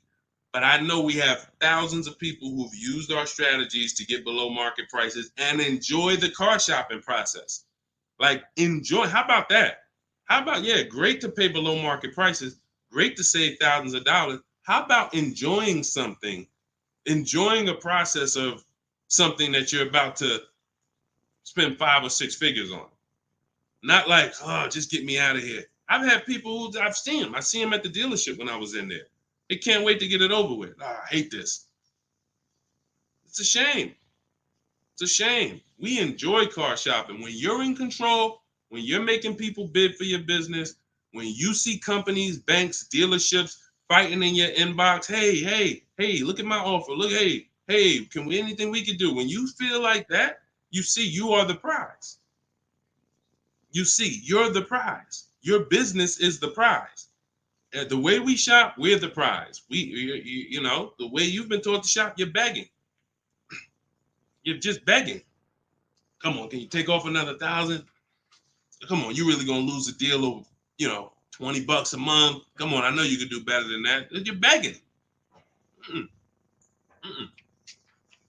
Yeah, congratulations, Jimmy. Keep me posted and make sure you email me your deal when you get it. I can't wait to see it. Go ahead, Dolan. Got a time for a couple more. All right, let's get through as many as we can. Let's go. Just be you. What's average credit score you need for a good lease with no down payment? I would say I like to see people around 670, 660. Depends on the vehicle you're shopping for. Now, there's some vehicles that won't let you be their first lease. If you've never had a car loan, you need to have a car loan. Mercedes was big on that. They wanted you to have a car loan or lease prior to them. But usually a 680 could get you approved tier 1 for most vehicles that I've seen. Now, it's not all about credit score. It is. I have something in my book I call, it's called, leasing and credit. And what I tell you is it's about profile. It's more about profile than just score. Profile is like nothing gets you approved for a lease like a paid car. If you paid on time for a car you have now, even with a 640 score, if they look at you and see, wait, well, she's never missed a payment on her car in the last 5 years. There's a good chance you're going to get approved because that weighs heavy, But if you don't have a car or a paid off car, then you want to have a higher score, 680, 690, 680 I usually see. And again, it depends on the vehicle, but most vehicles that I've seen with a 680, solid profile, good income, you don't have to make a lot, they need to see that you can afford the vehicle. That's just fine. Yeah, that's just fine. And look, if you're not ready to get a lease yet, then you should be setting yourself up to get a lease. You should be setting yourself up. No, thank you, baby. You should be setting yourself up to get a lease. What does that mean? If you don't have the credit to lease right now, the last thing you want to do is go get let me tell you what people do. Can't sacrifice. Can't sacrifice. You don't have the credit, but you want to drive the nice vehicle. So you're going to go out and you're going to spend 20, 25, 30 and say, hey, what could you get me to on that? Now you go out and you're paying $800 a month. Now, you're already slightly shaky in your payment history. That's a problem because you're biting off a big payment. You're typically going to overpay for that car, and the interest alone is going to be an overpayment. Not to mention the price of the car you pay. So you're getting charged more for interest, which is normal. But without shopping strategies, now you go and you overpay for the car. So you might overpay for the car, and now you got a 25% interest rate. You're burying yourself. So now you look up and you say, okay, next car, am I any closer to leasing? Not if you missed a payment on that. One late payment on that, no, you jacked yourself up. So what I teach people to do is when you don't have the credit, get something very inexpensive. Get something that you can get the least expensive car that you can get a loan on. Get a car that was like a Hyundai Elantra or, Toyota Corolla, something small. That was the smallest car you could get, because the smaller car you get, that means you could get it pre-owned and it won't be that expensive. Like, all right, a Hyundai Elantra is $24,000 brand new. That means I could get, if I wanted to spend 10 grand on one, I should be able to get one that's like 7 years old, 8 years old. It's only 24,000 new. I shouldn't have to, but if I'm looking at a car that was 50,000 brand new and I want to spend 10 grand, then, I'm going to get a 10-year-old one with 100,000 miles. So we want to get the least expensive car, the smallest car, no frills car, just to have a payment history. Build that payment history, $250 a month, pay them, work on your credit. Now in 18 months, you go and you flip to a lease. 18 months, 2 years, you go and pull up in a brand new car. The people going to look and say, oh, man, I ain't realized, man, I saw you pull up in that old thing, and I was like, man, what's she doing driving that? But you ain't know, this is a plan. This is a strategy. I'm not going to go and bite off a expensive car. What I need to, I need the nicest car, knowing that my credit isn't there yet. I'm going to sacrifice now for 2 years, get a car with a low payment, make sure it's reliable. I call this a smart car. It stands for saving money at the right time. And then in 2 years, I'm flipping into a brand new lease because I worked my plan. But that's a plan. How many people I saw with bad credit driving Dodge Chargers? I look at what they paying and it's like, yo, dog, this is a horrible deal. Why'd you do this? You couldn't just sacrifice. You already make the money. You could have bought a less expensive car, fixed your credit, and in 2 years you've been driving a new Dodge Charger with, leasing it. Like these are the things that I tell people with bad credit, because it's a real financial, you need a plan. You need a plan. So good question though, just be you. All right, go ahead, Dolan. Send one more in. Let's go. Everybody getting value. If you're getting value out of the stream, type dollar signs. Type dollar signs. This is what we do over here. I see y'all running the likes up on TikTok. Shout out to everybody tapping the screen. Appreciate y'all. Queen Daphne, I was leasing for 20 years and I bought this last car. I have 76,000 miles on it in 4 years. Now I want to get a new one. See, you're a lease person. So you shouldn't, you're a lease person. You should be leasing, getting yourself, if you have in 4 years, 76,000 miles, that's about, it's probably about 18,000 miles a year. Look, here's the thing. Look at Jen. If you didn't see Queen Daphne, I shared Jen's deal earlier. Look at Jen. She got the exact lease you need. Look, finalized my deal this evening. Honda CRV hybrid, very popular vehicle. 39,155, 512 a month at 12K. We always shop 12K with no money down. It was a 512 a month payment. That's a 1.3% lease. 512 on a $39,000 vehicle. So now once we shop our deals for 12, that's when we adjust with the dealer who wins the bid. Whatever dealer wins the bid, now we adjust the mileage with them. We customize it with them. So she said, okay, she told the dealer she wanted 18,000 miles per year. It went from 512 to 563 a month. That's it. Literally. $50 more a month. And she's driving 18,000 miles per year. $50 more. That's what people don't do. They take the 12, $50 more a month times 36, that's $1,800. $1,800. $1,800 over a 3-year period.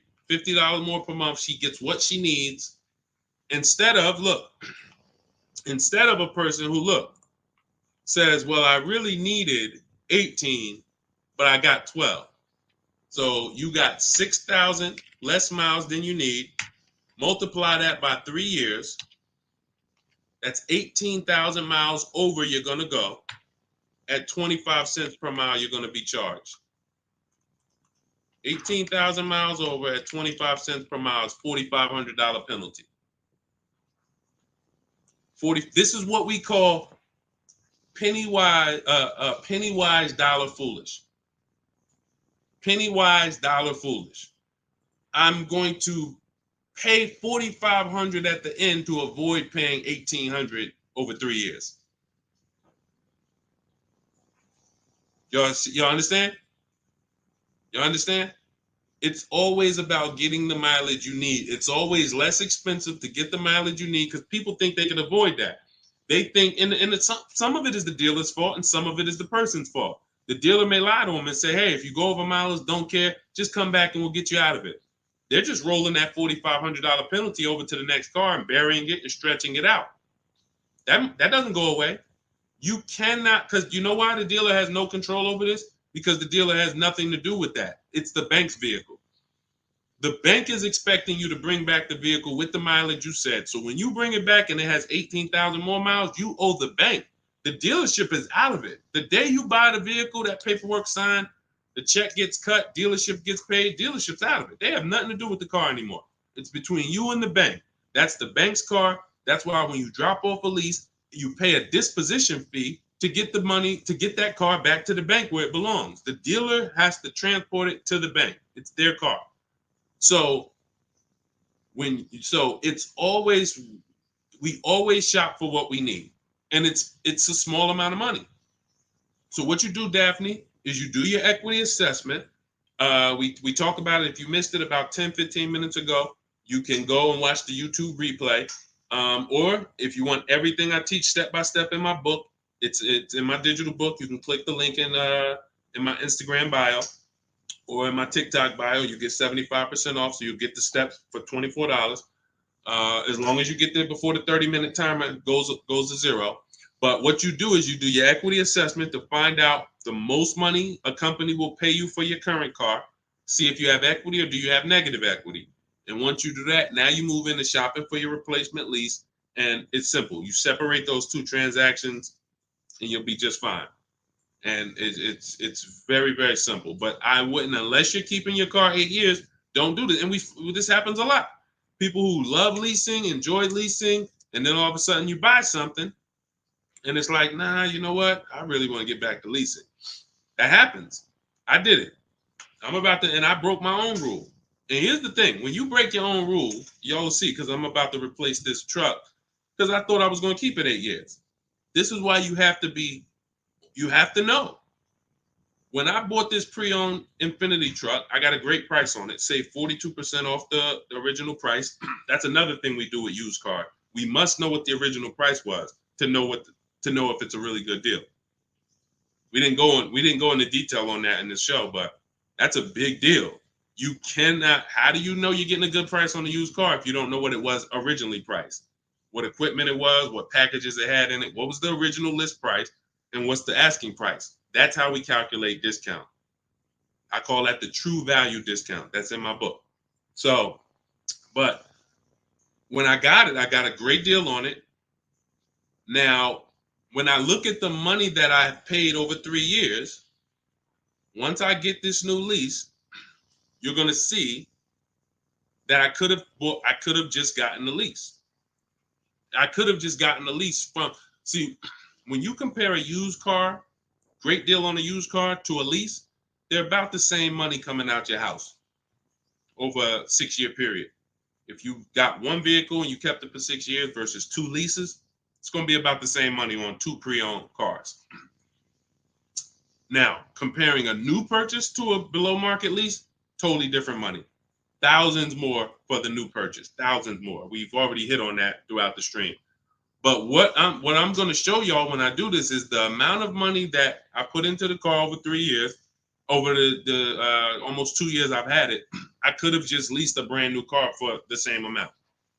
So it's not that I overpaid, but what I could have been driving had my structure been right. And again, that's why the 8-year rule is so important. If you can't guarantee you're keeping the vehicle 8 years, you should not buy it. You should be shopping for a lease. That's the name of the game. It's not even a question.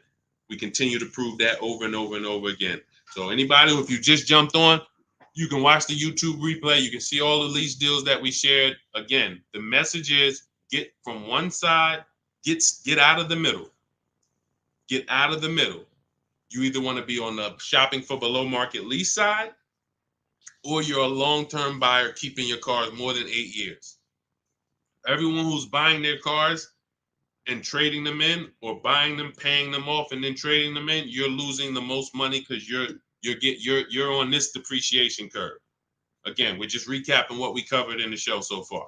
This is how you're losing value, and then as soon as you get to the bottom where it's starting to cool off, you replace your car and you go do this all over again. So you need to get to one side. You either want to be shopping over here for below market leases, or you're keeping your cars long enough to beat depreciation, like the people we talked about earlier in the show who said they had cars for 12 years, 10 years, 15 years, 18 years. That's the name of the game. You don't want to be leasing and then buying the lease. You're mixing them. You don't want to be buying the cars and then replacing them before they're paid off. You're stuck in the middle. So let's get in the right structure. Again, all of this is out of my new digital book. It's 5-star rated. It's called Cars from Home: 7 Steps to Saving Time, Money, and Avoiding Dealerships. It is the blueprint for below market leases, the blueprint for below market used cars, new cars, high mileage drivers, high mileage leases. Everything you need is in there in a step-by-step fashion, making banks and credit unions bid for your business instead of just going with one bank. Rates are high. Whenever rates are high, you need to be shopping rates. Even when rates are low, you need to be shopping rates. And you're not, this is all money. 2 points on an interest rate literally could be $2,000-$3,000. That's big money. So we need to know this. All of this is in the book, and you can get your copy for 75% off. It is a digital book. So anything that happens new in the industry, I update it. Example, Vroom went out of business. Vroom used to be on our list of people to sell our cars to on the equity assessment, and they were on our list of pre-owned cars. When we would shop for pre-owned cars, Vroom was on our list. Vroom went out of business. I went right into the master file, updated it. Everyone who opens up the book, you never saw Vroom since then. I couldn't do that with a print book. If I had 10,000 copies in print in people's houses, how do we update it when these companies go out of business or when a new website comes into the market? So with a digital book, we do that. You get free updates for now, and that's what we've been doing. So 30 minutes only. Once the timer hits 0, the price is $97. Once you get to, before you, where can you go? TikTok bio, Instagram bio, Facebook link in the comments, or it's floating, YouTube pinned comments. Get there, get your copy for 75% off. And please send me your deals. When you make your deals, send me pictures of the car, send me the details. I can't wait to see it. All right, we'll be back for another stream. Shout out to everybody who checked in. Shout out to everybody that was locked in. God bless y'all.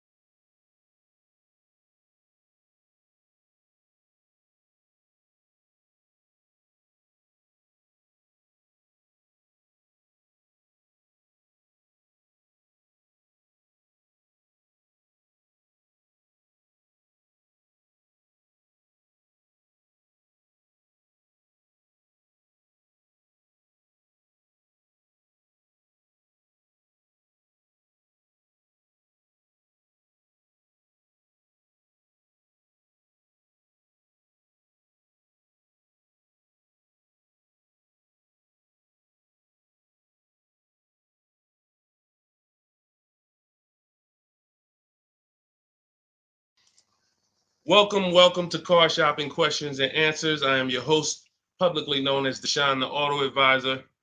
We do these shows throughout the week to make sure that you guys know how to have a process to get below market deals. There's three types of prices you can pay with any car: market value, above market value, below market value. Below market value is reserved for the people who have strategies. It's not for the negotiators. Great negotiators pay market value all the time. They never know it. The only way to guarantee below market deals is to master the art of putting dealers against each other, looking at multiple offers. That is how you guarantee below market deals from home. So everything we're going to be talking about today is something we call the cars from home mindset. You do not need to spend more than 30 minutes in a car dealership to pay below market price. What you need to do is learn how to make dealers compete for your business so that you can stop begging for discounts. So you'll see this in a whole different way. We got a couple questions already that came from TikTok.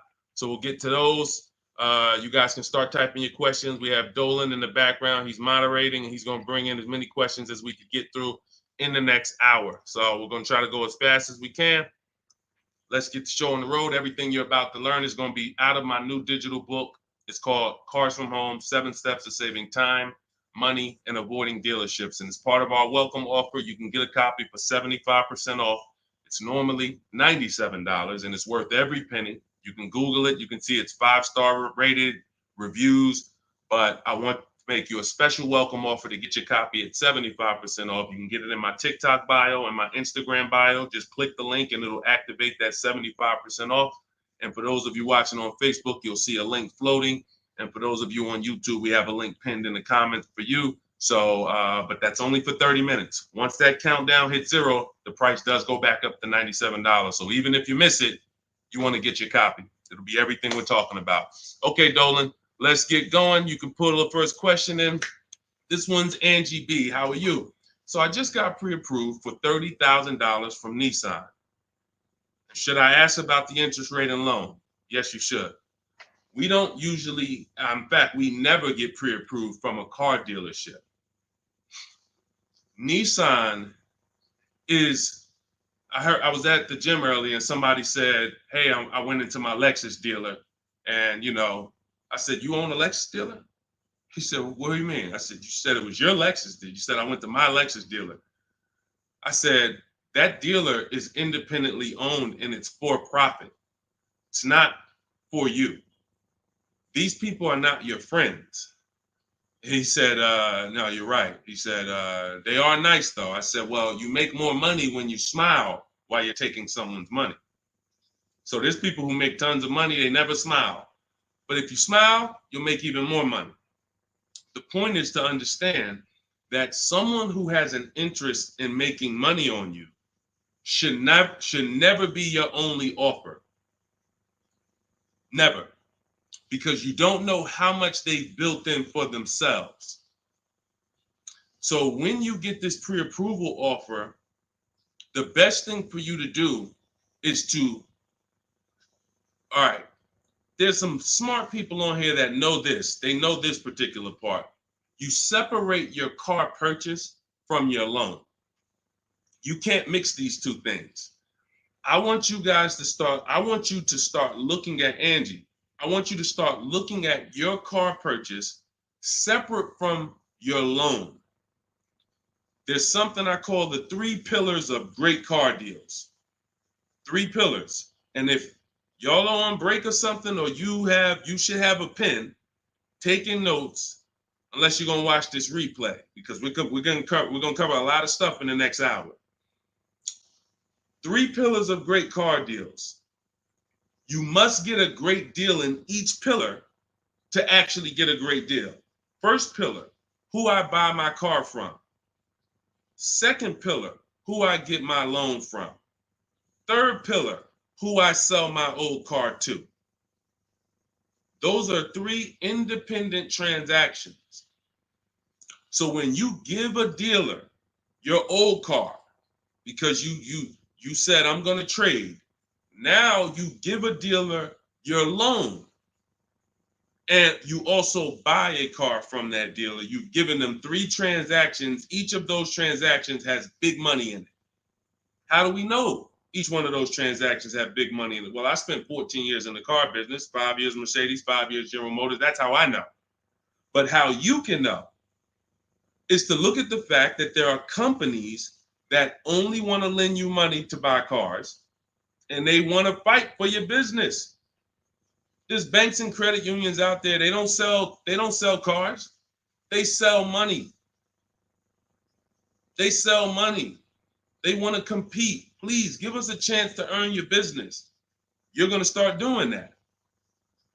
There's companies out there, Driveway, Carvana, Kelly's Blue Book Instant Cash Offer, AutoNation, CarMax, Car Gurus, 6 offers. There's companies that buy cars. They pay cash. This isn't Facebook Marketplace. The only way we used to get more money for our old cars than we could get from a dealer is we had to sell it privately. Y'all remember that? Remember that?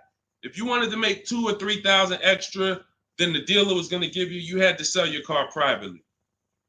These 6 companies that I just named are going to pay you more than any dealer is going to pay you to trade. So what you got to understand, academic weapon, and people like you who are asking these questions, you got to understand that there's 3 parts to a car transaction.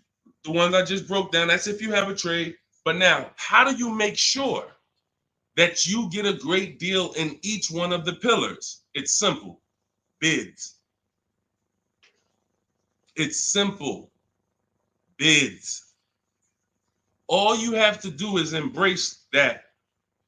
As long as I get bids, it's impossible for me to overpay. This is great for the people who's not a good negotiator. Let's be honest here. If you're not a good negotiator, type not me. You're just not good at it, or you just don't like it. Just type not me. Or me. It doesn't matter. Just something to tap in. Be honest. I see you, academic. Okay. Anyone who's just not, and here's what I know, because I'm taught this in sales. Only 15% of the population is. Only 15% of the population is comfortable with conflict. Hey, Terry, thanks for being honest. This is how we're going to win, being honest. So when you look and say, well, if I'm not a good negotiator, how do I get below market prices? It comes back to bid. So everything I'm teaching you is based on a bidding system. What you should be doing, Angie, is I'm gonna teach you something I call the bank bidding war. This is in my new book. So when you get your copy of the book, you'll see the entire bank bidding war blueprint. I tell you how to do this step by step. The credit bureaus, dealers don't want you to know this, so pay attention. Everyone hit the share button. Shout out to the sharers.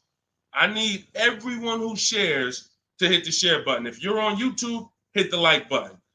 Hit the like button, because we're about to drop something on you that I know you've never heard. Pretty much everything you're going to hear you've never heard. But let's go deep on this bank bidding war. The credit bureaus allow you to have multiple lenders access your credit within a certain period of time. And as long as you let them all access it in that period of time, it's going to have the same effect on your credit score as one hard inquiry.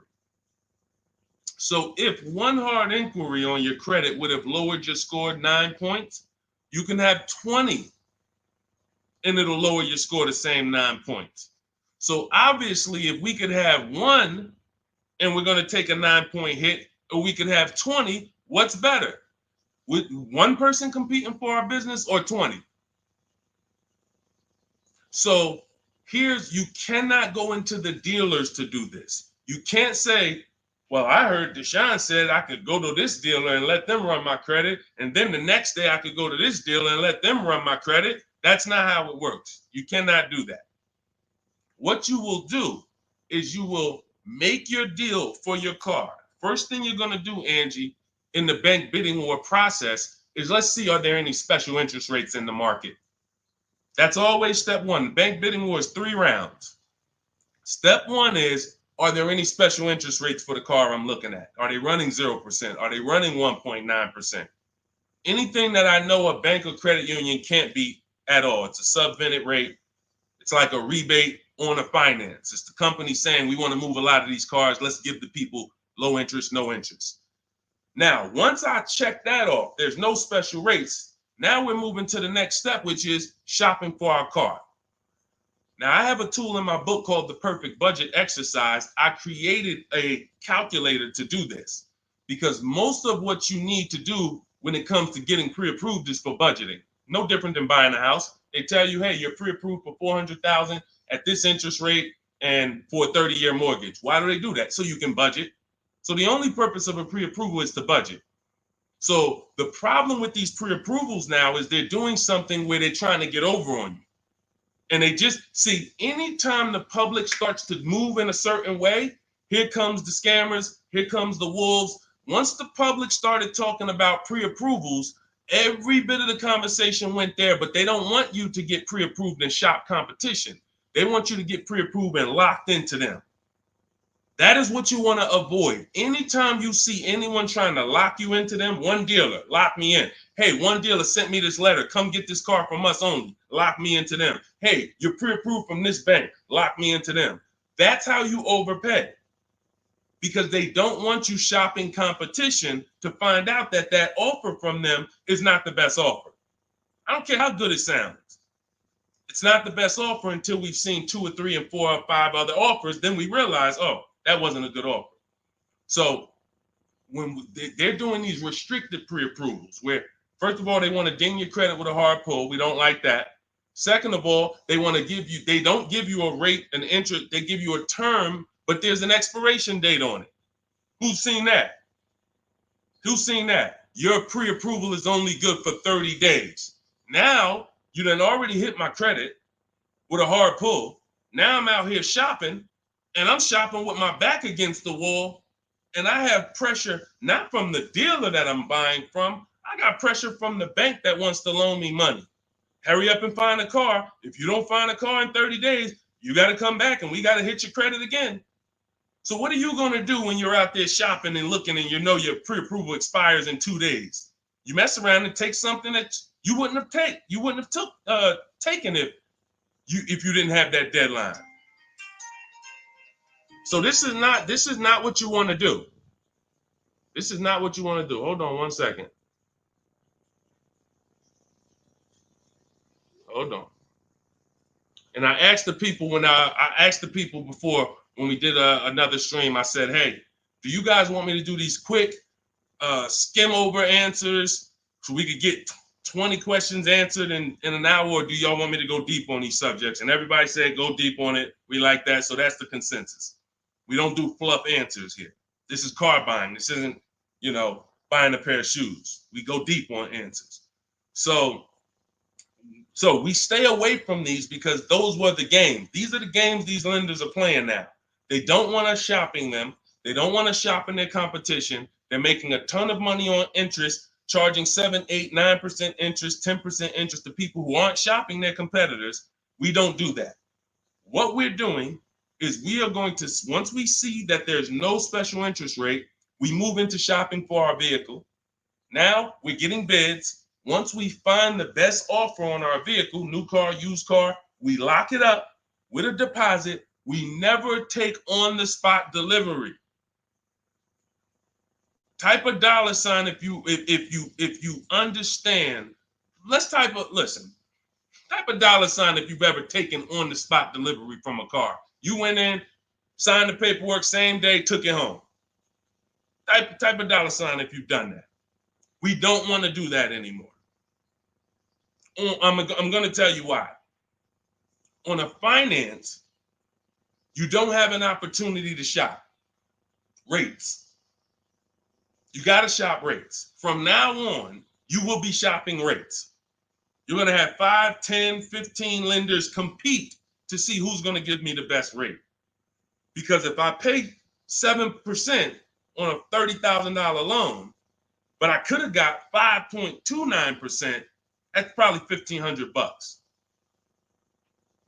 That's probably, and we never go back and refinance. We just end up with a higher rate than we could have gotten. We wonder, we hope, hey, dang, I wonder if I got the best rate.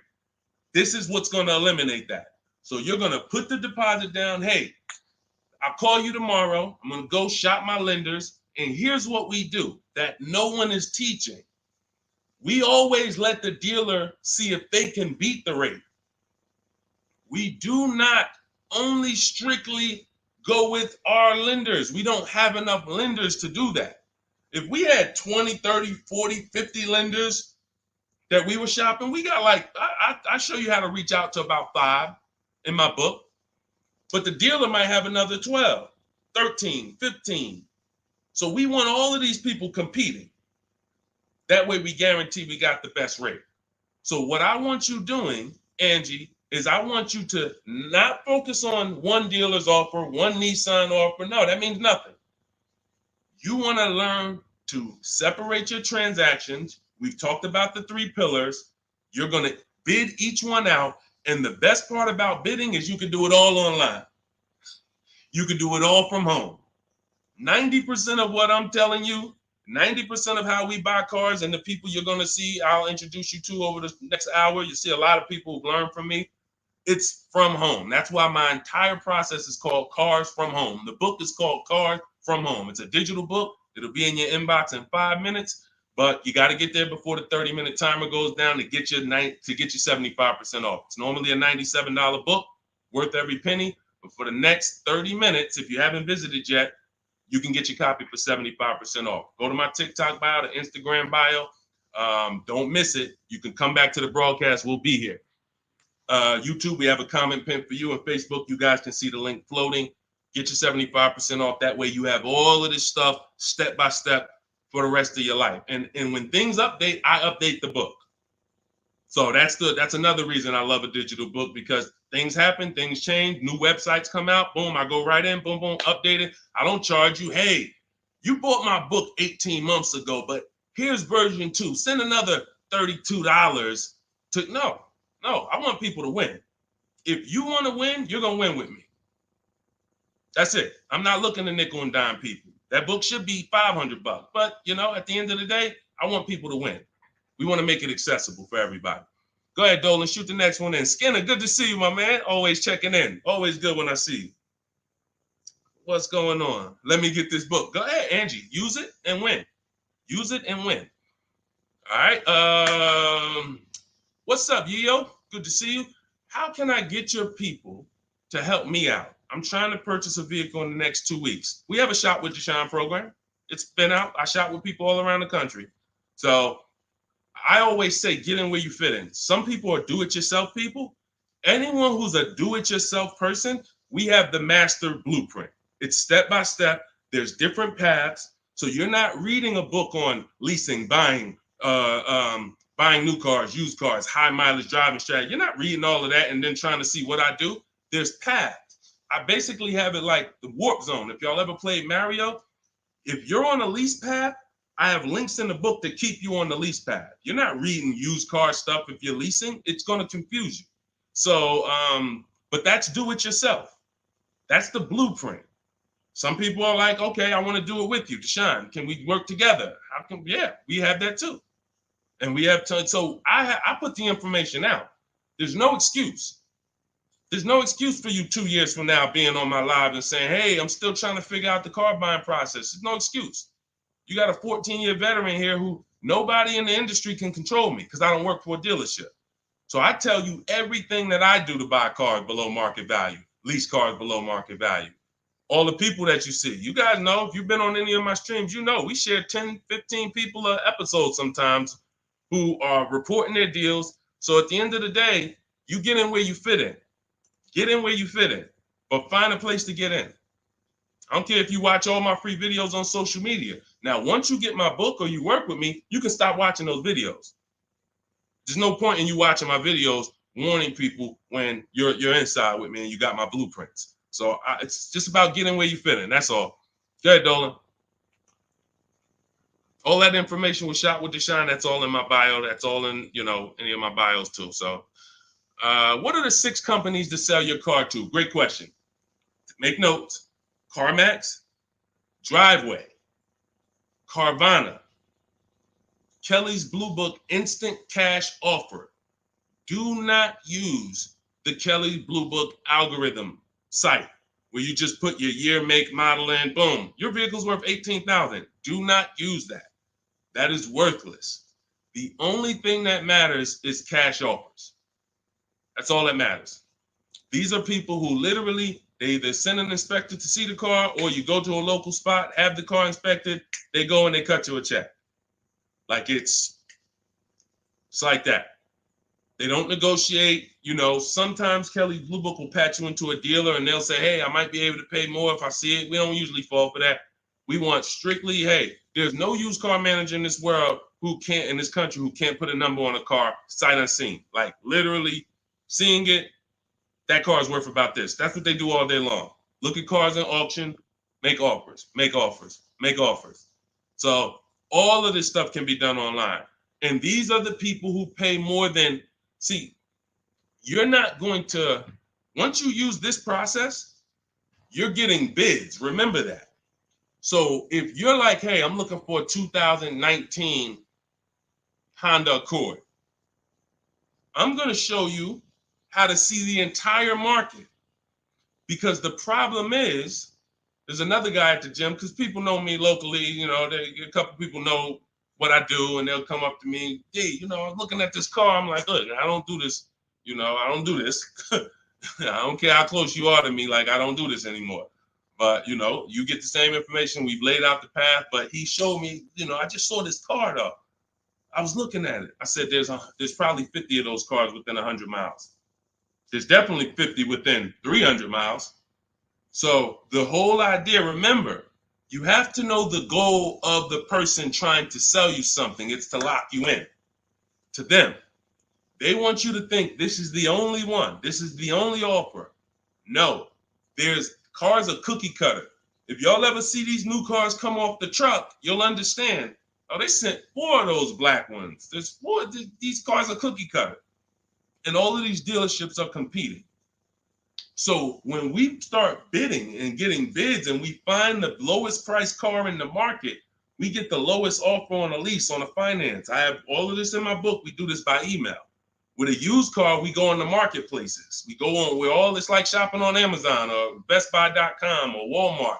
We're going to all the marketplaces for used cars, and we're just screening it down. We'll talk more about that. If somebody wants to know how we screen down used cars, feel free to ask that question.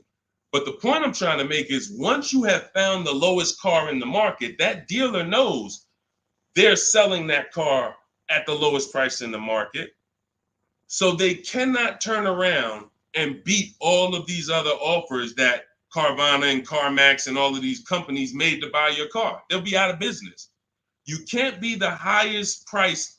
You can't pay the highest price to buy people's cars and then pay the lowest and then sell your car for the lowest price. You're just not going to make any money. So what we do is we find the person who wants to buy our car for the highest price. That's step 2 in my books, the equity assessment process. Those 6 companies that I named. We do this with leases too.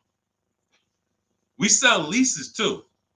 I've been talking about this for 3 years, and I know there's still people who like, Deshone, I didn't know you could sell a lease. If you didn't know, type a question mark. If you didn't know you could actually sell a lease and pocket cash if you have equity, type a question mark. So once we do the equity assessment, we've seen this is the company that's going to pay me the most for my old car. Now we're shopping for our new car. This is the company that's going to sell me the new car for the lowest price. 2 pillars. 2 pillars. You see what I'm saying? That's 2 pillars of our car deal. Guaranteed we paid, got the most for our car. Perfect, check. Got the least car, got the lowest car in the market based on bids, based on multiple offers. This is how it's done. And this stuff takes an app. Like, when you guys get good at this, you'll be able to do this in 90 minutes to 2 hours. 90 minutes to 2 hours. I can get any car I want below market value. I'm going to pay less than everyone else. It won't take me more than 90 minutes. You'll get there. In the beginning, 2.5 hours it's going to take you to go through. You're going to be fumbling. You're going to be overthinking. And once you just get to trust in the process, you'll see, okay, this is a 90-minute process. Now, I don't want you rushing your shopping. It's a big point before we go to the next question. Too many of you are rushing your shopping. That's why you're ending up with cars you don't like in 3 months. We don't rush that. We don't let anyone rush us into making a decision on the car we want. Step 4 in my book, in my process, I call it shopping, not buying. You're going to enjoy shopping the way we shop because no one pressures us. We don't let them. We enjoy our shopping process. We're only there to test drive. We take our time to decide what we want. Now, once we decide what we want, it ain't taking us no more than 90 minutes to get it. But the deciding of some of you might spend 3 months deciding what you want, and that's okay. Visiting dealerships, driving multiple cars, perfectly fine. But we don't, the problem is when you turn shopping into buying. That's the problem. You tell your kids, hey, kids, we're going to go out. We're going to look at cars this weekend. Yes, oh, God, Daddy, we're getting a new car. Mom, yes, great. All right, we're going to go look. First, we're going to go to Toyota. Then we're going to go to Honda. Then we're going to see the Chevy. If we had time, we'll test drive a Nissan. And it's going to be a good day. All right, perfect. You come out there, you drive the first car. Next thing you know, Daddy's sitting down, Mommy's sitting down talking to the salesman. That's where this is where you ruined your shopping.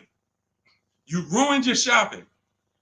What is Daddy doing sitting down? Why are you sitting? Daddy, I thought we was going to Honda next. What happened? 4 cars we were going to drive. Yeah, but they said we got a good deal. It don't take them long. If you let them catch you, it don't take us long to catch you with something. Hey, we have some great deals today.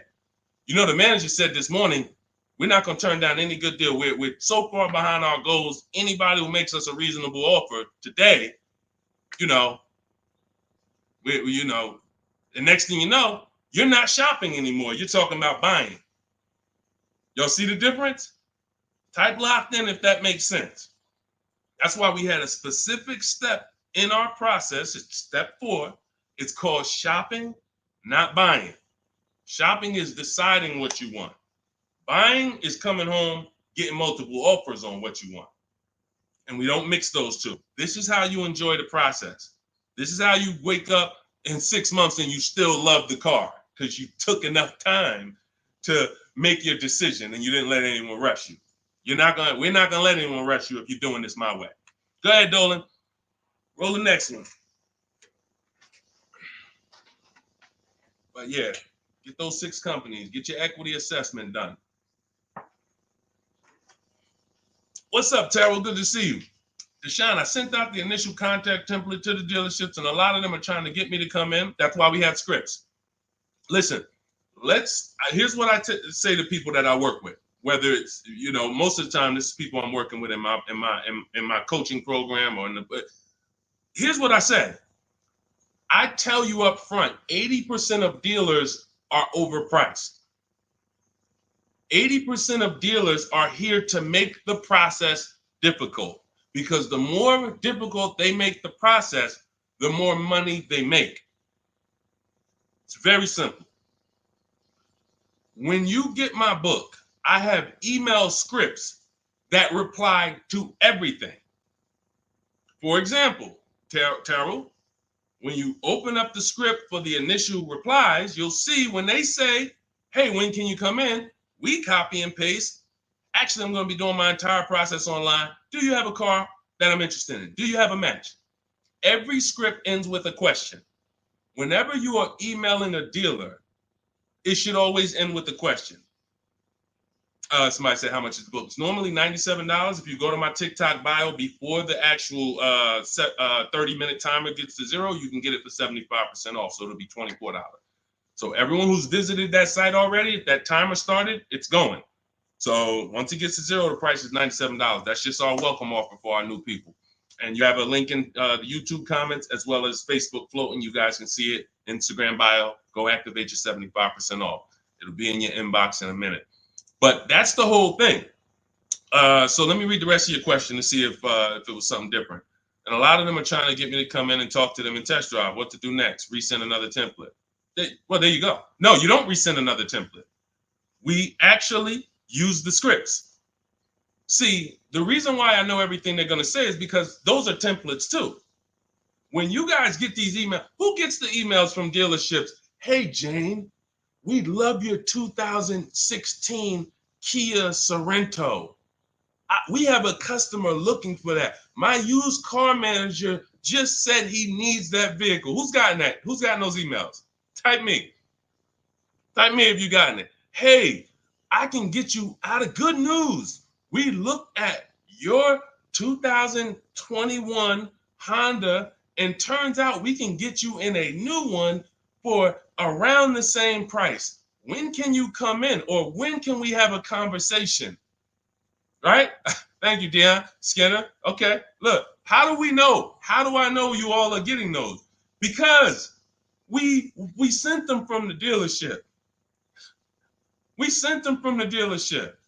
Listen, if you're not tagging your best friend into this broadcast, you're being a little selfish because your best friend's out there right now and they need a car and they about to go and overpay. So tag your best friend into this. Hit the share button and share with your best friend. This is what happens. Those are all templates. There's a software we would use, Mastermind, Momentum. What it does is it just searches the whole database and it sends out templates to these people. If we send out 1,000 emails, 100 are going to reply. It's going to lead to this many appointments. Those are all templates. That's not custom stuff. Those letters aren't, oh, they took the time to send me a letter. So it was easy for me to prepare the counter scripts because I know everything they're going to say. When can you come in? Can we have a phone call? You know, it'd be a lot easier. All the stuff is there. That's why there's 3 different sets of scripts in my book. And there's no other book that does this. Quite honestly, there's never been a book that I've seen that actually has links to videos, actually has links to documents with scripts that you copy and paste. That's why I said, when I tell you the book should be $500, it should be. And then it would be, I'm only going to sell it to the people who really, really value their money. And they would. And they'd be like, Deshone, this was an expensive book, but I tell you what, this book saved me more money than probably any book I ever bought. But again, that's not God's plan. God said, listen, make it affordable, son. The people who are going to get it, they don't have no excuse. They have no excuse now. If the book was $500, you could, man, I really would get the book, but I don't want to lose $500. Book's $24 if you get there before the timer. So the point is, Terrell, use the scripts, follow the process, realize it's a new process for you, but everything's accounted for.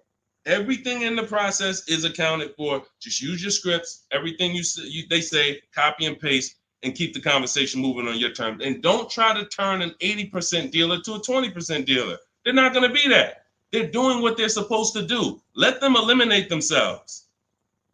Usually, if a dealer's going to make it hard, there's a reason. God, we use a strategy for leases and new cars called the 25 to 5. We connect with 25 dealers online in 20 minutes. Then we send this initial contact template that Terrell sent. That's going to give us 25 dealers' inventories we're shopping from. So we never have to worry about, hey, you know, I don't really have that car, but maybe I could get it. You're shopping with one dealer, you're shopping from one inventory. Whatever they got, that's all we got. No, we're shopping from 25 dealers' inventory. So now out of the 25, we're looking to get 5 to 7 quotes, 5 to 7 offers. You're going to see they're going to be $150 a month to $200 a month apart, minimum. That's just how it is. And that's when you prove to yourself, holy crap, I see how different these dealers are. It's not close. It's not like, hey, I got 5 offers. This one was $605. This one was $590. This one was $580. This one was $570. Heck no. This one was $620. This one was $550. This one was $475. This one was $450. That's how far apart they are. The 80% make big money, big, huge commissions. Like, it ain't like, so the 20% are the people who we want to find and do business with. These are the people that compete. They want to beat their competition.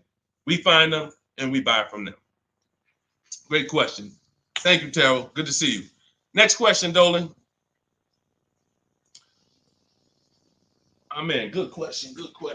And that's very common. Again, very common. It's a new process. All right, I said that's the same question. Same question, Dolan.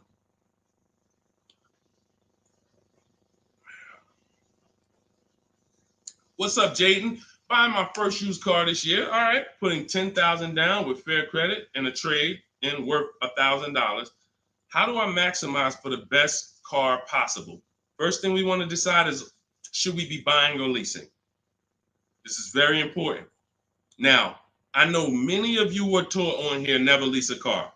That advice is costing you thousands and thousands of dollars. And we'll go deep on that because I can't make a statement like that without going deep on this. But let me ask you, Jaden, do you have good credit, fair credit, not so good? You know, nobody knows you, so it's not like, but I need to know this to properly answer the question, because some people, they want to put a lot of cash into the transaction because they don't really have any credit. Let me know. I'm looking for your comment. Listen, you got to stay close to your keyboard. All of you who are asking questions, I want you to stay close to the keyboard. Dolan's pulling the questions in, and I want you to stay close, because I might ask you a follow-up question that I need to actually, be able to answer it. So let me just assume. All right, let's just assume you have fair credit. Hang on one second. Let's assume you have fair credit. All right. Hang on. Okay. So let me tell you an outcome that's very common. And you could decide, this is all of you who have a child who's going to be getting a car, or you're going to be getting your first car. Like, listen up to this. We go wrong buying people their first car a lot of times, because typically when you buy a car, what's happening is you have to pay for the whole car. Some of you know every $5,000 on a car loan is about $100 per month. So when you look at and lock that into your head, every $5,000 is about $100 per month. So when you see a $5,000 car, $10,000 car, you should think $200 a month. When you see $15,000, you should think $300 a month.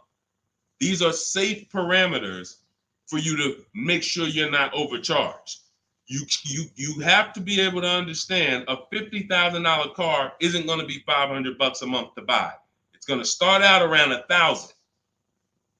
So we need to know these things, because you can manipulate loans to make payments lower, and that's how you end up in a 9-year loan, because you went in saying, hey, could you get that car to 700? That car's nowhere near 700 with a good loan.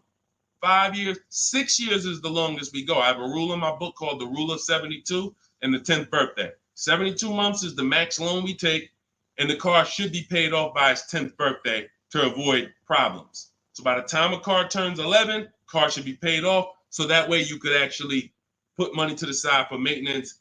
These are all boundaries that we haven't had, that if you follow them, you're going to have a lot better experiences. So if you don't have the credit to lease, then I would say, okay, get yourself an inexpensive car, try to get a small loan. You know what? The first question is, how many years are you going to keep the next car? That's the first question. That is the first question. When you open up my book, the first question, if you and I were talking on the phone, Jaden, the first question I would ask you before credit, before anything, Jaden, how many years are you going to keep the car? Now, if you say to me, Deshone, I'm definitely keeping the car 9-10 years. I don't need a car every couple years at all. I'll keep a car a decade. Perfect. Forget about leasing. In my book, first step is, how many years are you keeping the next car? I want y'all to answer that. Everyone who's shopping, everyone who will be shopping, you're shopping now, or you're going to be shopping soon in the next 6 months, a year. I want you to answer the question. How many years are you keeping the next car? Guaranteed. Guaranteed. Because everything else comes after that.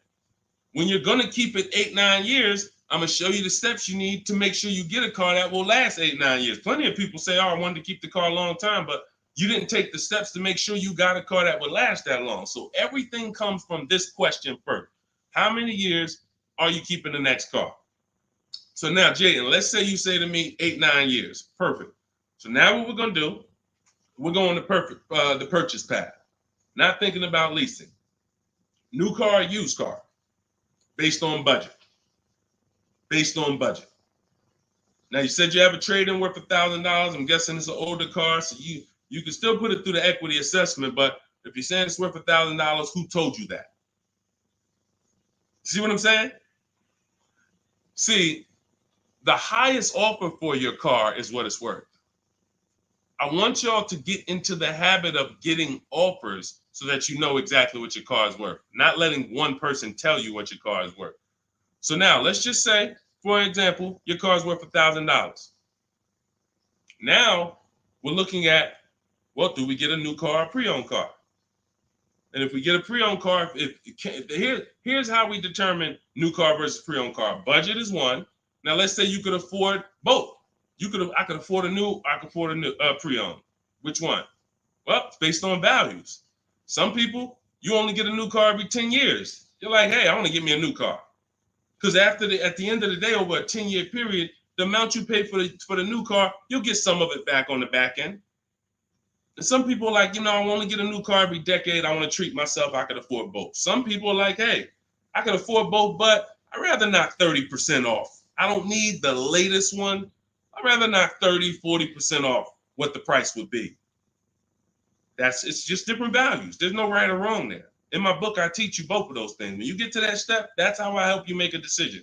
So sounds like, I would need more information. That's why I'm asking you, because I don't teach a one size fits all thing.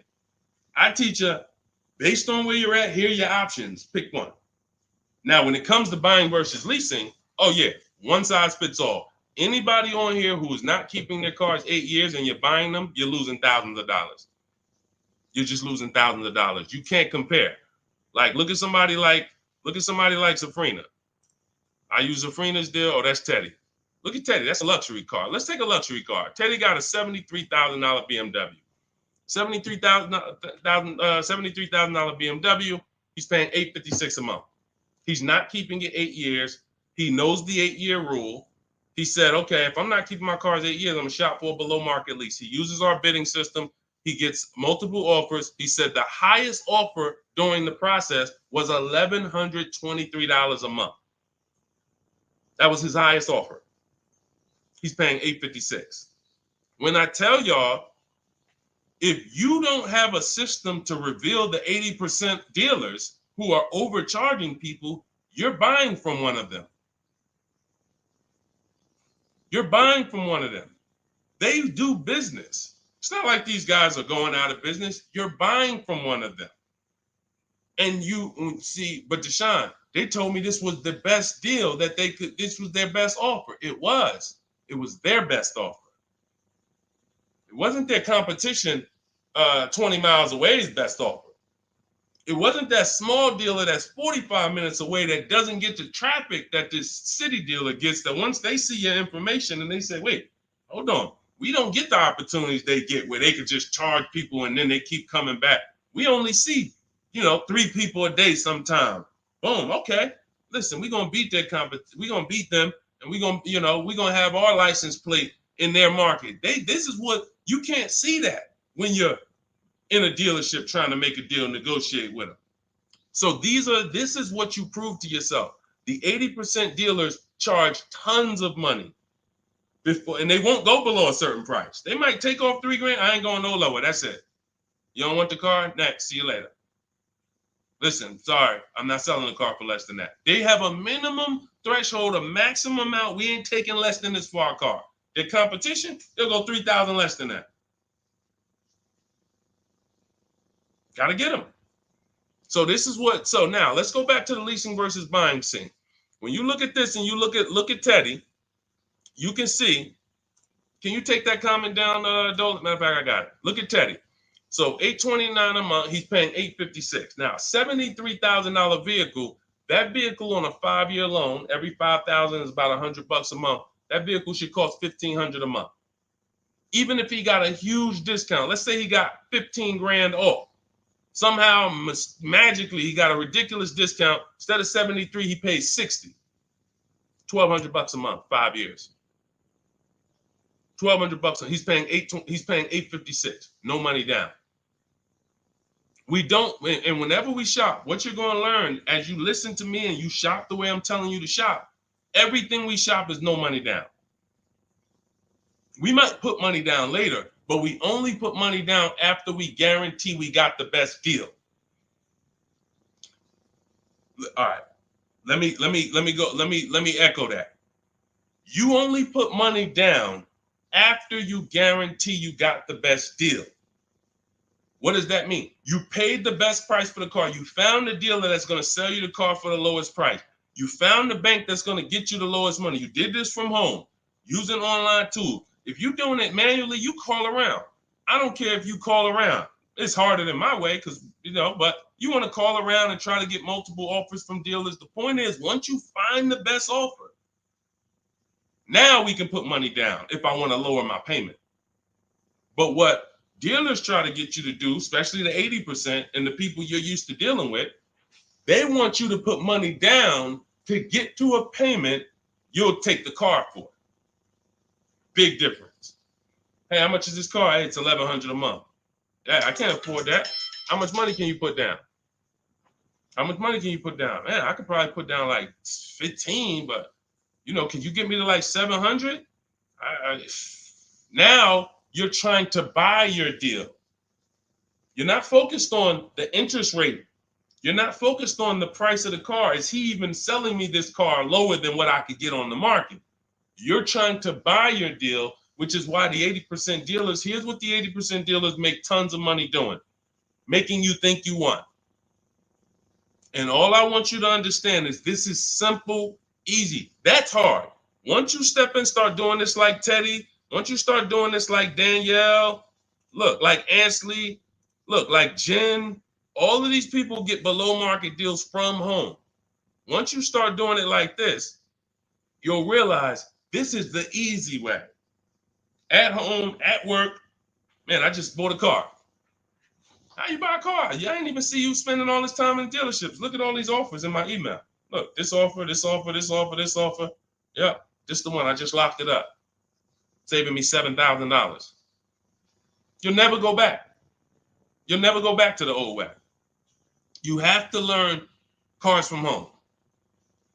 All the money is over. All the overspending happens inside dealership, which is why we never do it. Go ahead, Dolan.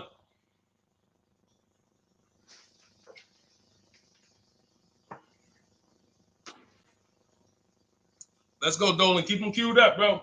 Let's go. To Cali, good to see you. Should you put a down payment on a car? Well, that's just what we were just talking about.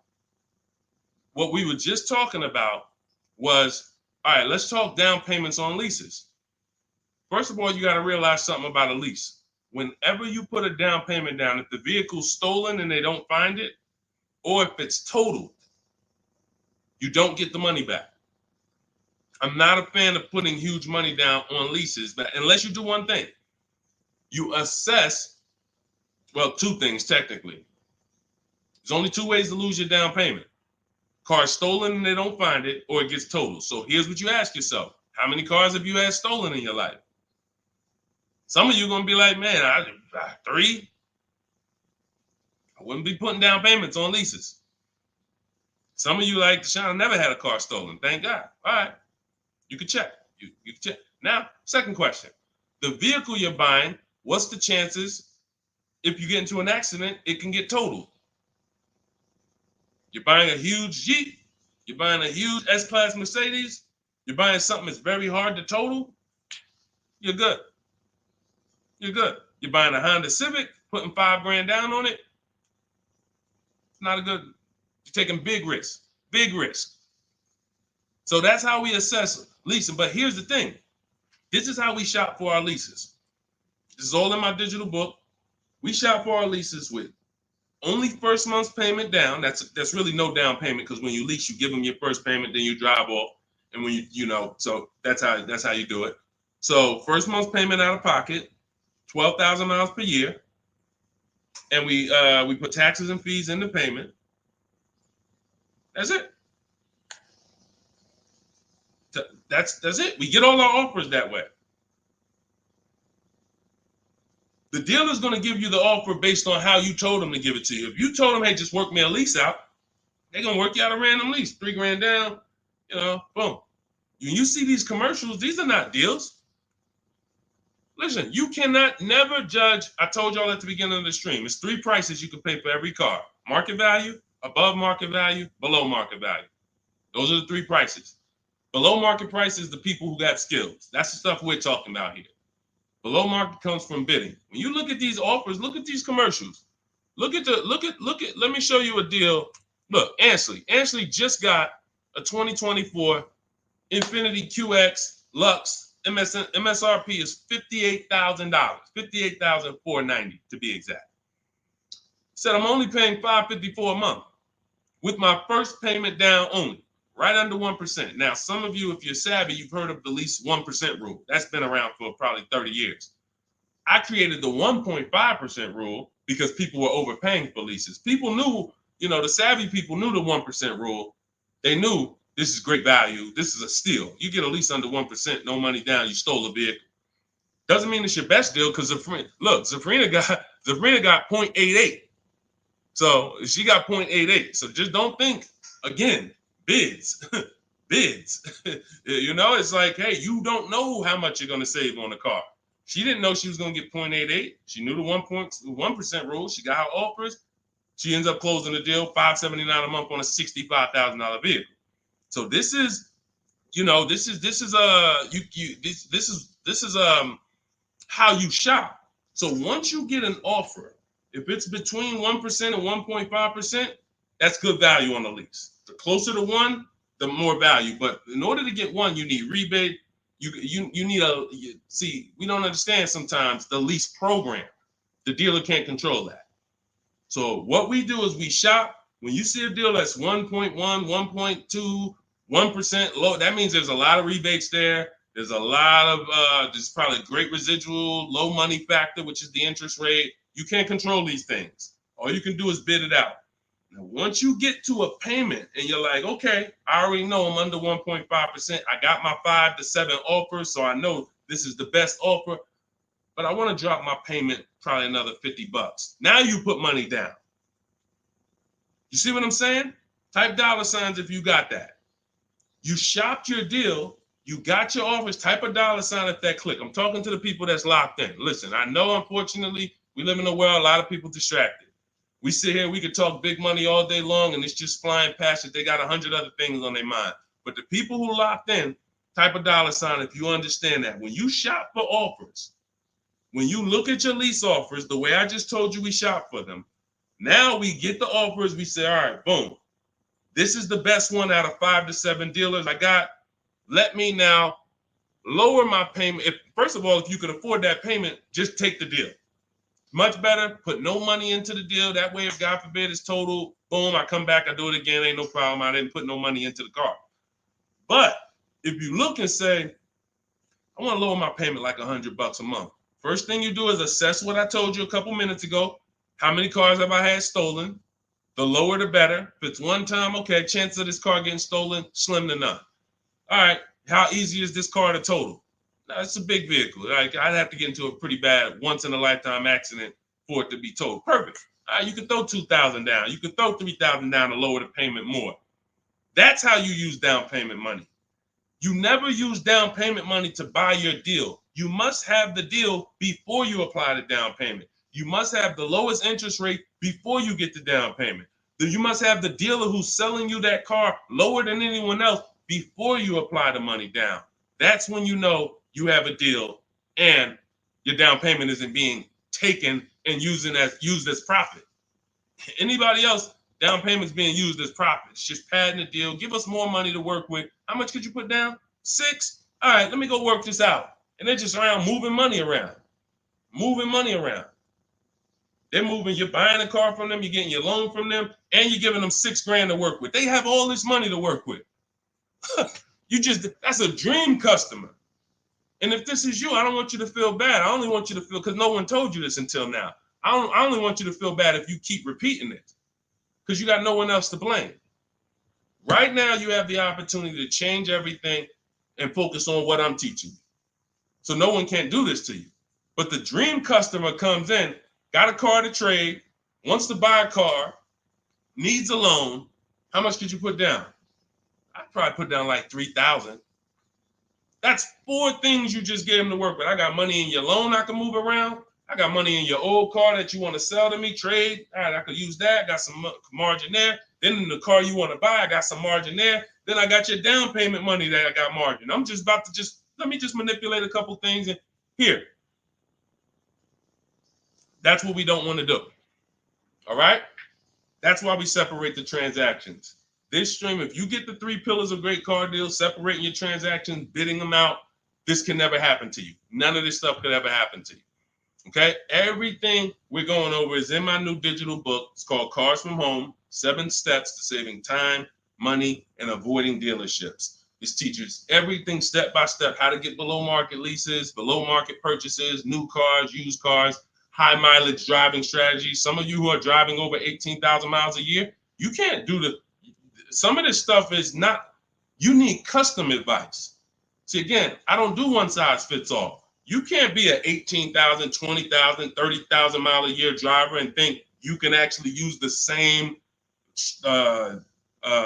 loan structures and all of that as a normal person. You're depreciating your car faster than them. So all of this is in my blueprint. It's in my new book. Get your copy for 75% off in my TikTok bio, in my Instagram bio, or we have a link in the comments for you on YouTube, and we have a floating link on Facebook for you guys. But if that timer hits 0, it's $97. And if I'm you, if I miss the 75% offer, I'm getting the book, knowing what I know. And there's people who have the book, they'll be like, hey, look, I don't care if you missed it. You need to get the book. It's $97, worth every penny. So I want you to have everything I teach. It'll be in your inbox in literally a couple minutes. It's a digital book. And as soon as you get it, you're going to see a thank you page, and it says screenshot this page. Very important, because on that page is the link to open the book. Then I email you a copy. Also on that page is the link to my support team, just in case you type your email wrong. Our system is great. We send out lots of books. It works every time. But if you mistyped your email, then you're not going to see the book. So make sure you have my support team's email. So if you don't see that book in 5-10 minutes, email my team, hey, and they'll get you the book right away. All right. Thank you, Skinner. Yeah, nobody ever broke it down like that. I'm glad. That's what I'm here for. That's what I'm here for. I only want to pay first month's payment, and that's it out of pocket. That's 90% of our people, Skinner. 90% of our people. Hold on, I'm gonna get to Hideout PA. You got the next question. Hold on. But look, 90% of our people, look, India, look, $365 a month, no money down. That's first payment only. Look, Melissa, look, got her hybrid Honda Pilot 2025, $597 a month. She made $12,000 on her equity assessment, sold her car. So $597, I'm trying to see an MSRP, almost 50 grand. So it's a 1.2% lease. Look, nothing out of pocket, first month's payment. Look, Ansley. I gotta go get the rest. I didn't hit see more to get his detail. You see, Ansley got 2 cars. He just got another BMW. Hold on. Look. Milligan. Everybody, we pretty much, look, zero is signing. Melissa. This is what we do. There's nobody who's better at this than we are. Listen, if I had the time and we did one stream where we just sat here for an hour, I could show you 100+ people. Boom, boom, boom. Well, I just show a dozen because I'm not going to spend too many. Look, if you don't get it from 10 people, you're not going to get it from 100. You know, if 10 people just like you who are showing their deals, paying less than you, don't persuade you, 100 wouldn't. But the point is, everybody shops with no money down. Because when you shop with no money down from now on, you will see it's easier because you can't confuse me. You can't confuse me when I'm shopping with no money down. You got to be great at math, which I love math. So, I mean, I love math. But you have to be great at math to put 3, 4, 5,000 down and be able to see where the money's actually going. So the best thing to do is compare. I could get this car, no money down. I could lease this car, no money down. What's my payment? And then you'll be able to see it. Dealers can't manipulate you. So definitely, that's all we do is no money down shopping. Go ahead, Dolan. You can put that one up. You can put that question up. I want to get to that. Hideout PA. In a 2-year lease, 2024 Jeep Hybrid, 1,500 down, 499, 10K a month. Good deal. You have nothing to compare it to. You have nothing to compare it to. And this is what I don't like. Listen, I'm not the one who tells people you got a bad deal. The only time I would tell somebody they got a bad deal is if they broke the 1.5% rule. So if you take no money down and you divide your monthly payment into the MSRP, if you were over 1.5%, there's no value in leasing that vehicle. You're paying too much for a car you're giving back in a couple months. So, hold on. Sorry. Yeah. So, sorry. So, but when I look at your deal, the reason why I hate this is because you've already gotten the car and you're driving around and you don't even know you got a good deal. You're wondering if you got a good deal. That's very disempowering. It's a very disempowering position to be in. But had you gotten 4 other offers, you wouldn't have to ask me that. And what I want you to do is change that, because frankly, I would bet $1,000 that if I said to you, you think I can find that car for less than what you paid? Bet me some money. Would you bet me $1,000 that I can't find that exact same car you got for a lot less money? Would you take the bet? You'd probably be like, nah, I don't want to take that bet. I don't want that for you. I don't want that for you. I don't want that for any of you. Driving cars, and if God forbid you see Deshone the Auto Advisor one day and you're like, and I'm like, hey, yeah, you just got the car? Okay, great. If you don't feel like, hey, listen, I got 5 offers from these dealerships, and the one I picked, they were so much less than everyone else. See, I know you use what we're talking about. I know the people I run into that use what we talk about. They come up, the first thing they're doing is saying who made them the best offer. They're saying, hey, the dealer couldn't beat the rate I got from the credit union. I know you're using what we teach. They're like, yo, I had to go 150 miles to pick it up in the next state because they made me the best offer. I know you're using what we teach. That's when I know. When you come in and ask, hey, what you think about this deal? We have nothing to compare it to. So we look at something like, let's just take an average deal. Let's take an average deal. Let's take a big money savings. Let's always use Sean for an example. Because what you're trying to do when you're not getting bids the old way is you're actually feeling for the bottom and you're hoping. I hope this price that I paid was the bottom. Shout out to the people running the likes up on TikTok. Every time y'all hear something y'all like, just keep tapping the screen for like, spend 10 seconds just, man, you know what? This dude is going in over here. Just spend 10 seconds. Every time you hear something you like, tapping the screen. Shout out to y'all running the likes up. But when you look at, hey, look, I lost my train of thought. What was I talking about? I don't even know. That usually happens once I've been on for about an hour. That usually starts happening. Hideout PA just bought the book. Awesome. Listen, I'm answering your question right here. So, and look, next time, that's the thing. So again, I cannot tell you, oh, the MSRP was 49,000. Okay, so 49, 1,500 down. That's about a 1% lease. Solid. We don't know if you could have did better though, and that's the point. Again, Zafrina. Funny story about Zafrina, and she got this 0.88% lease, right? You're probably a little over 1% because you put about 1,500 down, so that $1,000 probably would have put you about maybe 1.1. Still great value, absolutely great value. great value. But Zafrina called me. She was shopping for a Jeep Grand Cherokee. She didn't call me, but we you know, she's in my program. Again, we have Shop with Deshone, Shop with, you know, blueprints. It's all up to you. However you like to learn, we provide it. So she was shopping for a Jeep Grand Cherokee, and the best offer she had was like 1.1. And it was solid. But she was coming out of a Jeep where she was under 1%. Her lease was up. She was under 1% on her old lease. And she said, the guy told me if I take the hybrid version, or the electric version, he can get me down to 1%. No, I think she was maybe 1.2 on a Jeep Grand Cherokee Limited at the time. She said if I take the hybrid version, he said I could do a 1%. He could get me to like 1%. I said, okay, if you're going to look at the hybrid, the electric version, that's an entirely different vehicle. The same dealers that you've been getting the offers from, run it past them now. That's a different lease program, different vehicle.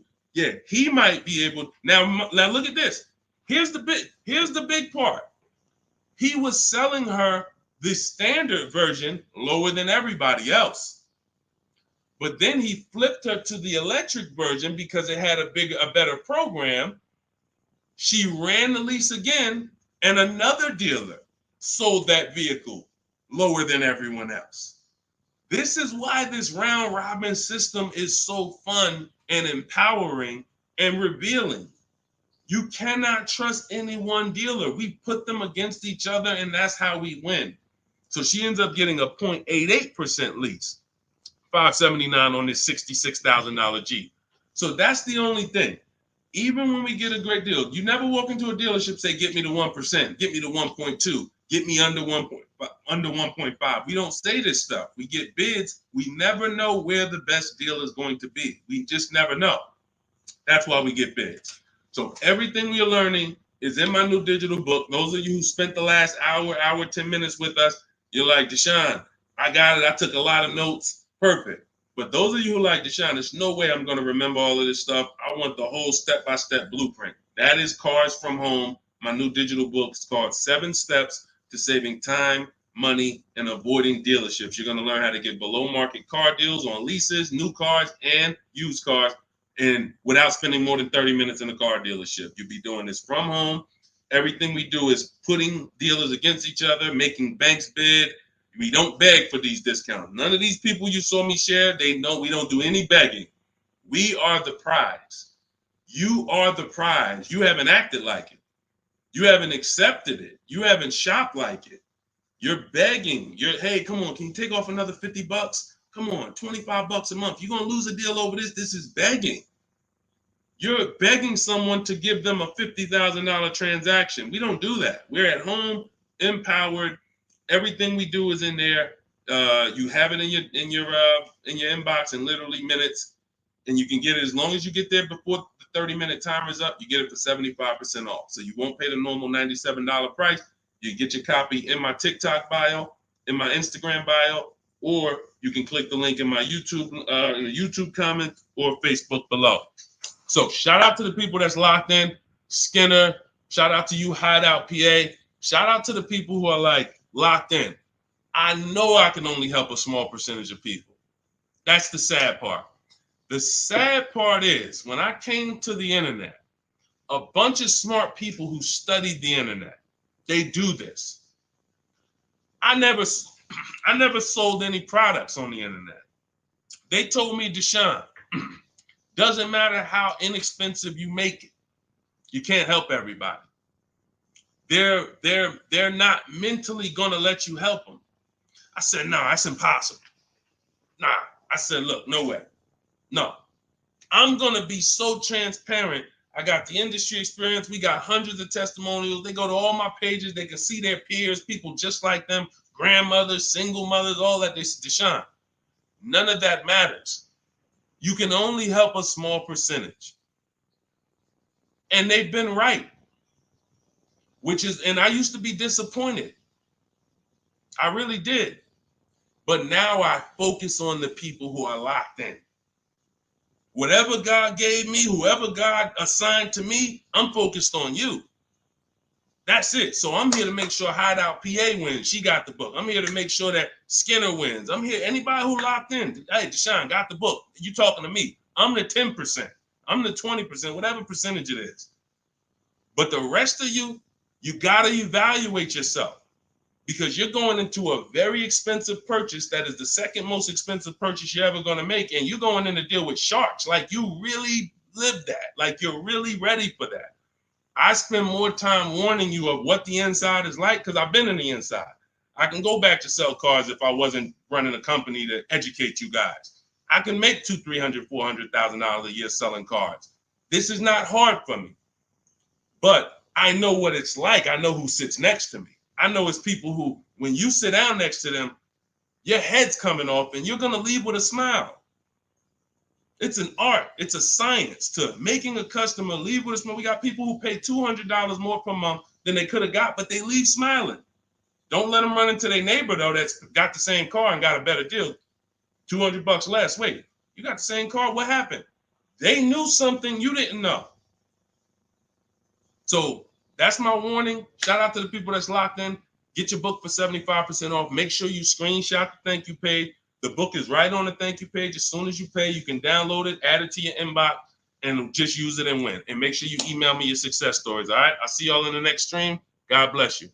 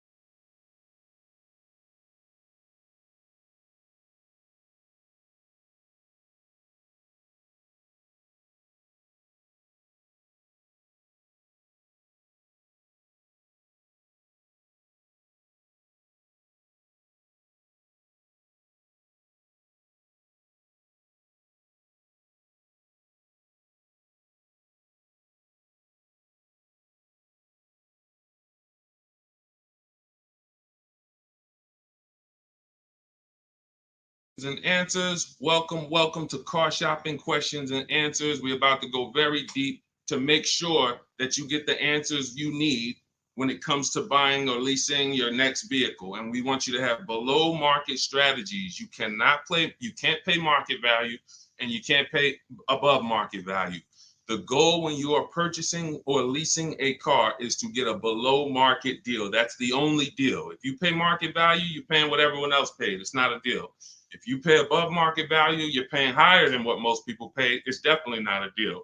The only deal is below market value. I see you, Rachel. We're gonna start off with you. I see your question coming in on TikTok. So Dolan, we get ready to pull these questions in.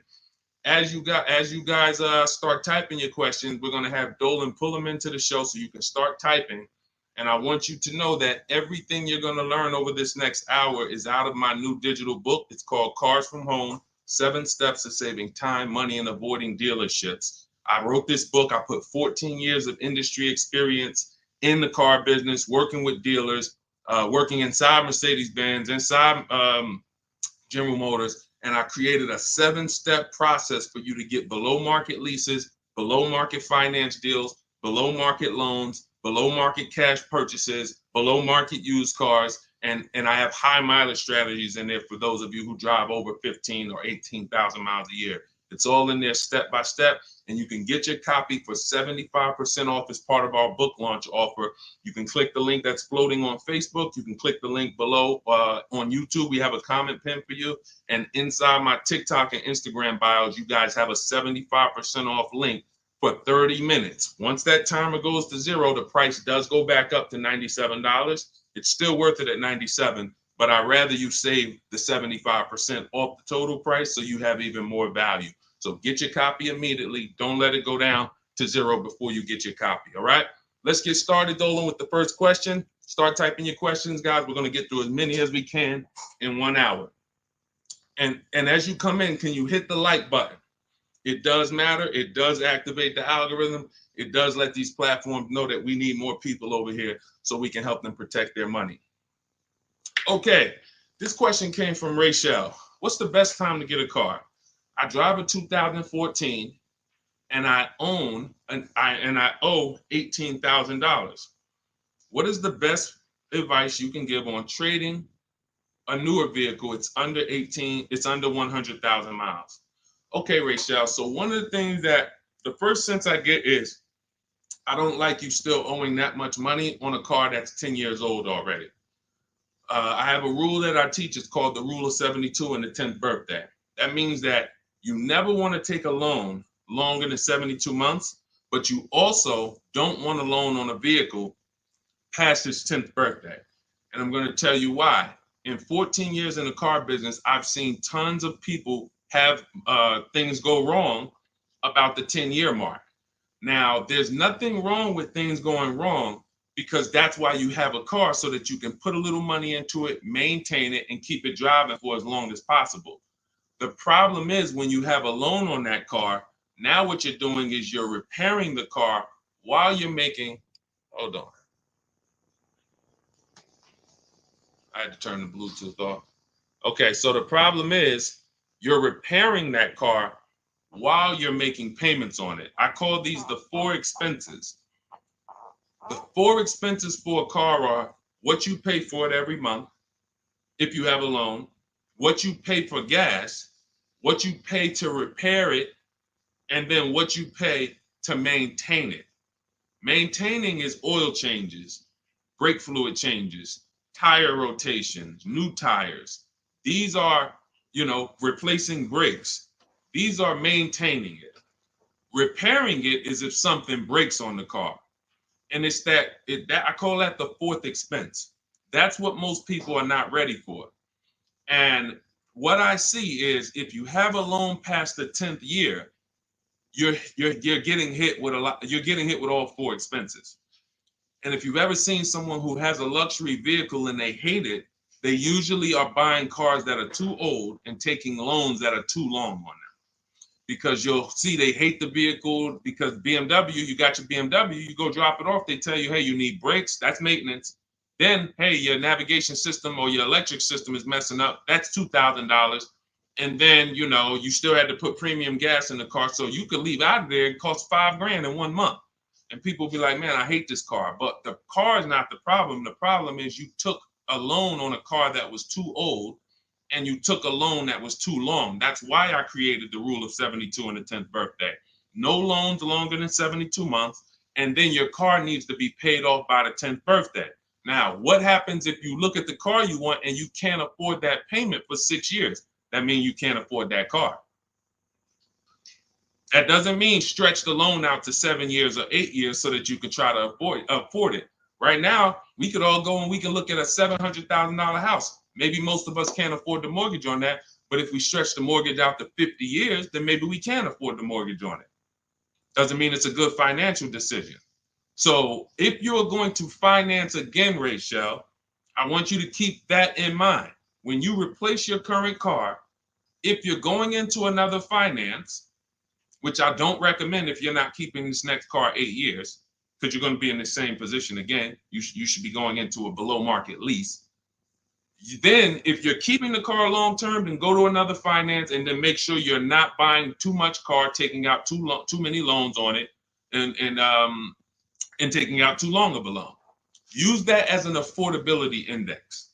If I can't afford this car on a 6-year payment and I can't add up, here's how you do it.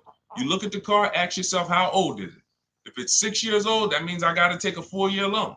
If it's 5 years old, that means I got to take a 5-year loan. It can't be greater than 10. You are taking way too much risk. And you're going to end up in this position where you're looking and you're like, how do I still have a car payment? Things starting to go wrong on this car. I'm nowhere close to paying it off. What did I do wrong? That's what you did wrong. Now, if you want to avoid this altogether and say, all right, what can I do in a different structure? You would be going into a lease. If you're shopping a below market lease, what that's going to do is make sure you can pay a low payment on a brand new car. It's always going to be under warranty, and you just keep doing that. You look like somebody who you're just used to having a car payment anyway. So you want to switch the way you make those car payments and start paying it into new cars versus these 10-year-old cars or 8-year-old cars that you're paying these payments into, and you're not getting much back in terms of return or quality or anything like that. So that's the first thing that I would concern myself with is, Rachel, how many years are you going to keep the next car? If it's 8 or more, then you purchase again. If it's less than 8, then Deshone, talk to me about a lease, because I'm not keeping this car at 8 years. I don't keep any car 8 years. All right? It's a great question. That's where we need to start out. Go ahead, Dolan. Shoot the next one up. Okay, this one is Love and okay, I don't want to even try to pronounce it, but you can see who you are. If I'm upside down, how can I trade or sell without having to pay the difference or getting a higher note? So now you're asking a question that, all right, so this person said, if I'm upside down, that means they owe more on the car than it's worth. How can they get out of that car and go into another car without paying the difference or having a higher note? So I'm going to give you the way it's possible, depending on your situation, and realizing that in my book, there is one person, there's two people actually, but really one main person who, it doesn't matter how good your credit is, you're not going home with a new car, because negative equity is, you have too much negative equity. So there are cases where doesn't matter. You come in with an 800 score. I call negative equity the bad credit for people with good credit, because it's the only time when I was in the dealership, people would walk in and they would say, you know, okay, we look at a car and then we look at their current situation and the maximum amount they can pay. And then we look and say, hey, look, the bank's not going to approve this. You can't roll over 10 grand of negative equity to that $30,000 car and do no money down. So there are circumstances where you've dug yourself too deep, and the only thing that's going to do it if you don't have money is time and paying down the vehicle. So let's talk about if you're not in that situation. First thing I'm doing is I'm going to CarMax. I'm going to driveway.com. These are websites. This is because you notice what she said. If I trade or sell, that's very important, because some of you've been on the stream, you know we don't sell. I mean, we don't trade. We always sell our cars to cash buyers. You know, that come, they write big checks, they pay more than dealers. So the first thing we're going to do is visit these cash buying websites: CarMax, Driveway, Carvana, KBB Instant Cash Offer, AutoNation, and Car Gurus. That's going to give you 6 independent offers. Now, once you get those 6 offers, that's going to tell you how much negative equity you have based on your payoff. You need to call your bank and ask them, how much is my payoff? That's the amount you owe. Don't look at your statement. Call your bank, make the phone call, and find out your payoff. Now, you look at what your payoff is, and you look at what your highest offer is. If your highest offer is the same as the payoff, you're break even. If your highest offer is 20, but your payoff is 15, that means you got 5,000 of equity. If your highest offer is 10 and your payoff is 15, you got 5,000 negative equity. So now the best thing to do is what I call pay the difference. Because when you pay the difference, now you can go into your next transaction and you can do a clean transaction. Clean transaction. So whatever deal you get on your next car, it's clean. You're not bringing any baggage over. You can shop multiple offers. There's no limits. But if you can't pay the difference, now you have to do what we don't like doing, which is trade. And there's going to be a ton of people with negative equity, because a lot of people bought cars that were overpriced from 2020 to 2022.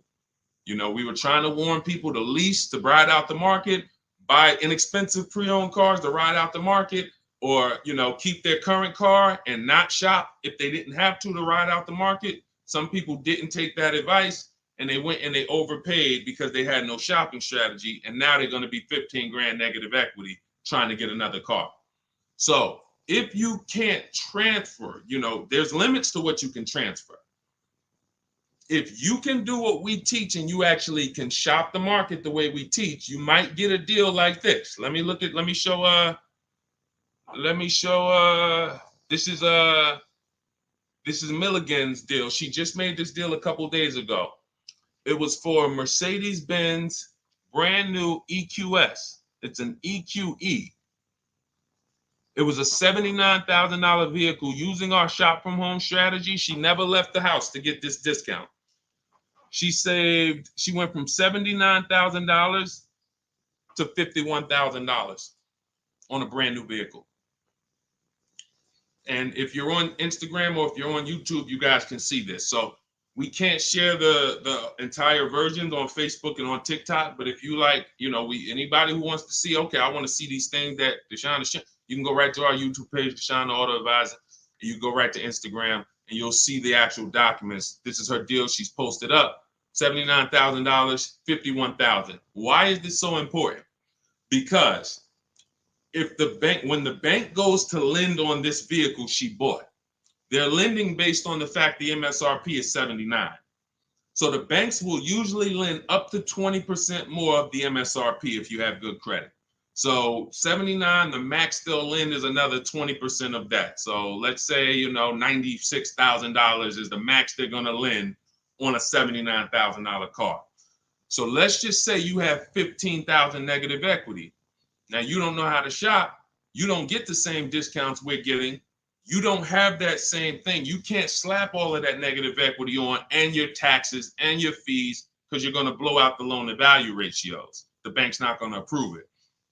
But when you find a car that has specific rebate, and we don't know this, she didn't know she was going to save $25,000 off this vehicle. What is that? Almost $30,000 off this vehicle. She didn't know that. She just said, I like this vehicle. Deshone, I'm going to use these shopping strategies, same strategies you'll have in my book. It'll literally be in your inbox in minutes. Same strategies we've used to help people do this all around the country. Now, all right, I saved almost 30 grand. Now I can bring my negative equity of 15 grand over to this vehicle, bury it, and I'm okay. So it's very important. The more negative equity you have, you are targeting a vehicle, or you're trying to find a vehicle where you can get such a big discount, you can transfer that over, go from a non-quality vehicle usually to a quality vehicle, because you're already in a vehicle that's not worth what you owe. That's important to understand. You're already in a vehicle that's not worth what you owe. The key is to getting that into a vehicle you're going to enjoy, and at least a vehicle that is safe and quality, and preferably you're leasing. Because the great thing about transferring negative equity to a lease is once that lease is up in 3 years or 39 months, the negative equity is gone. When you transfer that over to a finance, another 5 or 6 year finance, you're bringing the negative equity over, stretching it out for 5 or 6 years and putting interest on top of it.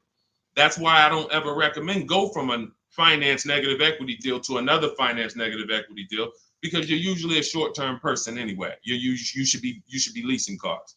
So this is the strategies for getting out of negative equity. Now you can literally go into a dealer. See, watch this. That's a below market strategy for negative equity. What I just talked to you about is what the people who are actually financially wise do and think about. Now you could say, well, I'm just going to go into the dealer and say, hey, I want to get out of this car. Perfect. They'll transfer you out of that. They'll go in and say, all right, we got it. Here's your payment. We put you on a 4-year lease, or here's your payment. We got you in a 6-year, 7-year finance. But you'll never know the discount you're getting because you don't care. Your whole thing is, I don't really want to unlearn what I've been taught and programmed to do.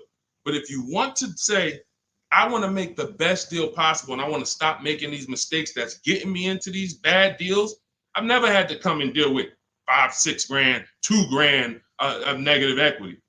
It's never happened to me. But there are people, you might be one of them, who every deal you make, it's a negative equity situation. It's a negative equity situation. That's because you haven't learned how to structure your deals correctly. And those are the things that I want you to unlearn so that you can have empowered car buying, be making deals you feel great about, posting your numbers just like Milligan did, and saying, hey, check out the deal I made. Not just check out the car I got, check out the deal that I made. Okay? So that's what you need to understand. And if you can't, and that's how you can transfer out of negative equity, whether you have 10 grand negative equity, 5, 15, those are your options. And that's how we work it. All of this, guys, is in my new digital book. If you're enjoying what you're hearing so far, could you hit the like button? Hit the like button if you're just enjoying what you're hearing so far. I see y'all are running the likes up on TikTok. I appreciate it. As y'all keep tapping the screen, every time you're like, man, you know what? This is good information. Just hit the like button, start tapping the screen. It means a lot. And again, it shows these social media platforms that they need to get more people over here. Okay? So go ahead, Dolan, shoot the next question up. Keep typing your questions, y'all. We are going to try to get through as many as we can. I see you, Patrice Darden. I see you, Mr. Living Right. I see you, Letitia Cook. Good to see everybody tapping in. What's up, Mex? I see you, Kiki. We're live on 2 TikTok channels too. We're on 2 TikTok channels today. All right, now Roby asks, what's the fastest way to sell a lease? I'm over by 18,000 in miles and have 19 payments left. Okay, here's what I'm gonna give you. I'm gonna give you, this is, now, who has a lease right now that they're pacing to go over their mileage? They're pacing to go over their mileage. Who has a lease right now? You haven't gone over yet, but you're pacing because you're not over until the end of the lease. If you tell the leasing company you're going to drive 12,000 miles per year, then they want the car back with 36,000 miles on it. If you sign for 15,000 miles per year, then they want the car back with 45,000 miles in 3 years. You do a 20,000 mile a year lease. Some of you might have not known you can do high mileage leases. We talk about that all the time. It's only a couple dollars more when you get below market deals. If you're not keeping cars 8 years, the high mileage leases are some of the best things you could be doing. It's literally pennies on the dot, cents on the dollar compared to purchasing, and we never have negative equity, and we drive as much as we want in these new cars. If you're pacing, once you bring the car back, you could do 10,000 miles your first year, 20,000 miles your second year, 8,000 miles your third year, as long as the total at the end doesn't exceed what you told them you were going to spend, then you would be fine. So you're not over your miles, you're pacing to go over your miles. So here's what I'm going to give you, Nairobi, because this is a very, very complex thing when you don't have calculators. When you don't have tools, it's complex unless you're really good at math. But what I'm going to do is I'm going to put this comment on YouTube and Facebook. Now now in my book, I have calculators that I've invented. This is actual software that people who use my books and who have worked with me since 2021 have gotten to use. These are things that I looked around the industry and I saw things that people needed to know that didn't exist. So we had to actually build them out ourselves. And so that's why when you get my digital book, you have access to like 5 different custom calculators that we made that no one else uses. So one of them is this lease penalty calculator. Now, if you're pacing to go over your miles, here's what you got to understand. If you call a dealership, one of the biggest lies that they're going to tell you is, come on in, I'll take care of the mileage, or I'll take care of the penalties, or we'll get you out of the lease. Who's heard that before? Type me if you've heard that. Type me if you've ever spoken to a dealer, if you said, hey, I'm going over my miles, or hey, I'm thinking about, I want to get out early, and they said to you, no problem, come on in, we'll get you out of that. Don't worry about your old payments. Who's heard that? Who's heard that? Okay, type me. I told y'all, you got to stay by your keyboards when you're on these live streams. This is not, you're not watching somebody play video games where you could just be like, all right, yeah, let me just watch this person. Nah, this is active learning. This is stay by your keyboard because we dialogue with each other. All right, Latesha, I see you. Carol, yes, I see you. Harold Driver, yes, I see you. All right, so here's what happens. Those payments and that penalty that you drove over your miles, they don't get taken care of. They get rolled into your next deal. The only way lease payments disappear is if they have something called a payment waiver. And that's for loyalty in some cases. They don't say, hey, you got a Honda, you're buying a Toyota, we'll waive those old payments. They'll say, we'll take care of them. But what that means, and what you need to know and what we know, is that means I'm rolling them into your next car. So you're paying for that car in this new car. We don't like to make deals like that because it's baggage. It's baggage. So what we want to do is we want to find out, if we're pacing to go over our mileage, does it make more sense for me to get, thank you, Tim. That's actually a good statement. Ain't nothing free. That's a good statement that a lot of people don't understand. When they say, hey, I'm throwing in these floor mats for you. Hey, I'm throwing in key protection. That means there's so much money in the deal that we have to actually, it's something called padding the deal.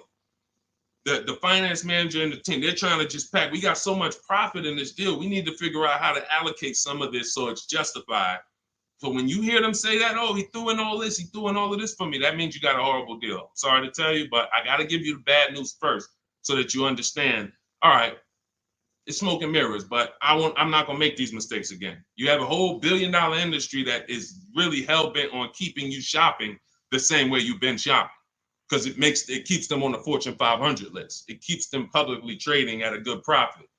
But our people and the people who listen to us, those of you who locked in, you're gonna be the ones that everybody else buying up here, but we buying down here. So let's get back to this point. So you want to see if I'm pacing to go over my mileage, does it make more sense for me to replace the car now? In which case, my payments would be due. If I stop my lease 3 months early, and in Nairobi's case, she has 19 payments left. If she was to go and stop her lease now, those 19 payments get billed out immediately. So if she walks into a dealer and says, hey, get me out of this car, they're going to try to either see, can they buy it, or do we make the payments and roll them over? What happens most of the time, and it's usually a better situation, guys, is you would use that lease penalty calculator, you put in how many miles you're driving per month, and it's going to tell you, if you go all the way to the end, this is how much your mileage penalty would be. I had somebody who I work with use that calculator. He found out the mileage penalty would be a little over $2,000. But if he got out now, his payment and mileage penalty would be $5,000. See, first thing we want to do when we find out we're going over mileage is, let me try to get out of this car. Oh, you don't realize that that's a bigger penalty you're paying, breaking the lease early, versus go to mileage, and then you find yourself a below market deal. You get yourself a deal like this. Get yourself a deal like this, because I told you I'm gonna be showing a lot more people. We had so many people get cars over the last couple of days. We gonna be showing these people. Look, this is Melissa. Melissa got a 2025 Honda Pilot EXL. She got a 15,000 mile a year lease. And oh man, I didn't even when I screenshot her, hold on. When I screenshot her deal, I didn't open it up with all the details that she shared. So hold on, stay with me, because y'all got to see this. She got a 1.27 lease. And if she would have let's say she was in a situation where she had a $2,000 mileage penalty, it would be simple for her to just literally roll that mileage penalty over here on top of her 1.2% lease. So this was her full deal right here. It says 15,000 miles per year, $597 a month. And look, she sold her old car because she was used to financing. This is the perfect example of someone who was taught never lease, never lease. She paid all this money to finance these cars. She had a 2018 Kia Sorento, and she would normally go in, trade that car in, and then use whatever equity she had, 5,000, 7,000, 8,000, as a down payment towards her next finance. And she just kept doing it over and over and over again, paying high payments, losing her equity. So she discovers me. She finds out she's not keeping cars 8 years. She's like, all right, if I'm not keeping cars 8 years, I'm not breaking Deshone's 8-year rule. I'm going to shop for a lease. So now she shops for her lease. She gets the same car she would have gotten and paid tons of money for, $800-900 a month for, because she was financing it. But now she actually she financed, she gets her new lease, $597 a month. And look, she did her offers, the 6 offers I told y'all to do, 10 minutes ago, $12,000 in equity. So she goes in, she gets the new car, no money down, $597, drives off in a brand new $50,000 vehicle. Then she gets a check and she puts it in her bank for $12,000. It's the way the money moves. If you understand what I'm saying, if you're starting to, even if you don't get it all, if you're starting to understand type of dollar sign, it's the way the money moves. This is already a woman who likes driving newer cars. It's obvious. She has a 2018. She's going to upgrade it. So she would normally just go trade it in, finance another car, keep it another 5-6 years, trade it in, finance another car. It costs big money to finance these cars. It costs huge money. So now what she did is she said, okay, I drive 15,000 miles a year. I'm just going to get a 15,000 mile a year lease. If she would have got a 12,000, payment would have been $25 less. If she needed 18,000 like Jen, look at Jen's deal. Jen needed 18,000. Where's Jen? Here she is. Look, she says $512 a month. She got a CRV hybrid, and some of these vehicles are very in demand. So when you see vehicles that are closer to the 1% leases, these are vehicles that have bigger rebates, more support behind them. And sometimes you see vehicles that are 1.2, 1.3. They have a little less support from the manufacturer, but you still need to shop to get great lease deals because most people are paying, either huge down payments or then, they're paying over 1.5%. Again, let's stay on topic though. If you look at Jen, she said my payment was $512. I bumped it up because I wanted 18,000 miles a year to $563. Look, she shopped the payment. She shopped her deal from home the way we teach. She got 25 dealers to get involved online, never talked to them, got bids, used my email scripts, and she said, okay, my best deal for 12,000 miles is $512 a month. All right, now bump me up to 18,000. So she's getting, a lot of people would have just signed the 12,000 and then been talking about penalties that they're paying because they didn't get what they need. We teach something called choosing your mileage wisely. She paid $40-$50 a month and she can drive her 18,000 miles a year, take her trips, do her crossroads, go see her kids in college and not have to worry about anything for $40-something more a month. It's the pennies. That's called being penny wise. Some people will be penny, that's called being dollar wise. Some people will be penny wise. It's called penny wise, dollar foolish. You have to get the mileage you need on a lease. And if you choose your mileage wrong, don't blame the lease. The lease is not a real person. The lease only goes what you put in. If you tell them, work me a lease payment with no money down, that's how they're going to customize it. If you say put the taxes and fees in the payment and give me offers, that's how they're going to customize it. You might have to tell them 2 or 3 times because they're so used to just telling people, hey, we need $5,000 down. So you might have to tell them that, but the lease is based on you. If you say, hey, I need 25,000 miles a year to drive, that's what they're going to quote you. That's what they're going to customize. So we always shop with 12 and then we adjust our mileage later. But that's what you need to see, Nairobi. So you're going to see, use that calculator I put the link for. It'll tell you whether it makes sense to get out now, later, or at the end. But the last thing I want you to compare that to is the equity assessment. I want you to go to CarMax, go to Driveway, go to Carvana, go to KBB Instant Cash Offer, go to Driveway, go to AutoNation, go to Car Gurus, get those 6 cash offers because you may be able to sell your car. And in which case, if you sell your car, all is forgiven. If you sell your car, there's no penalties, there's no nothing because you're actually transferring the title and the buyer is paying the company off. So do that equity assessment.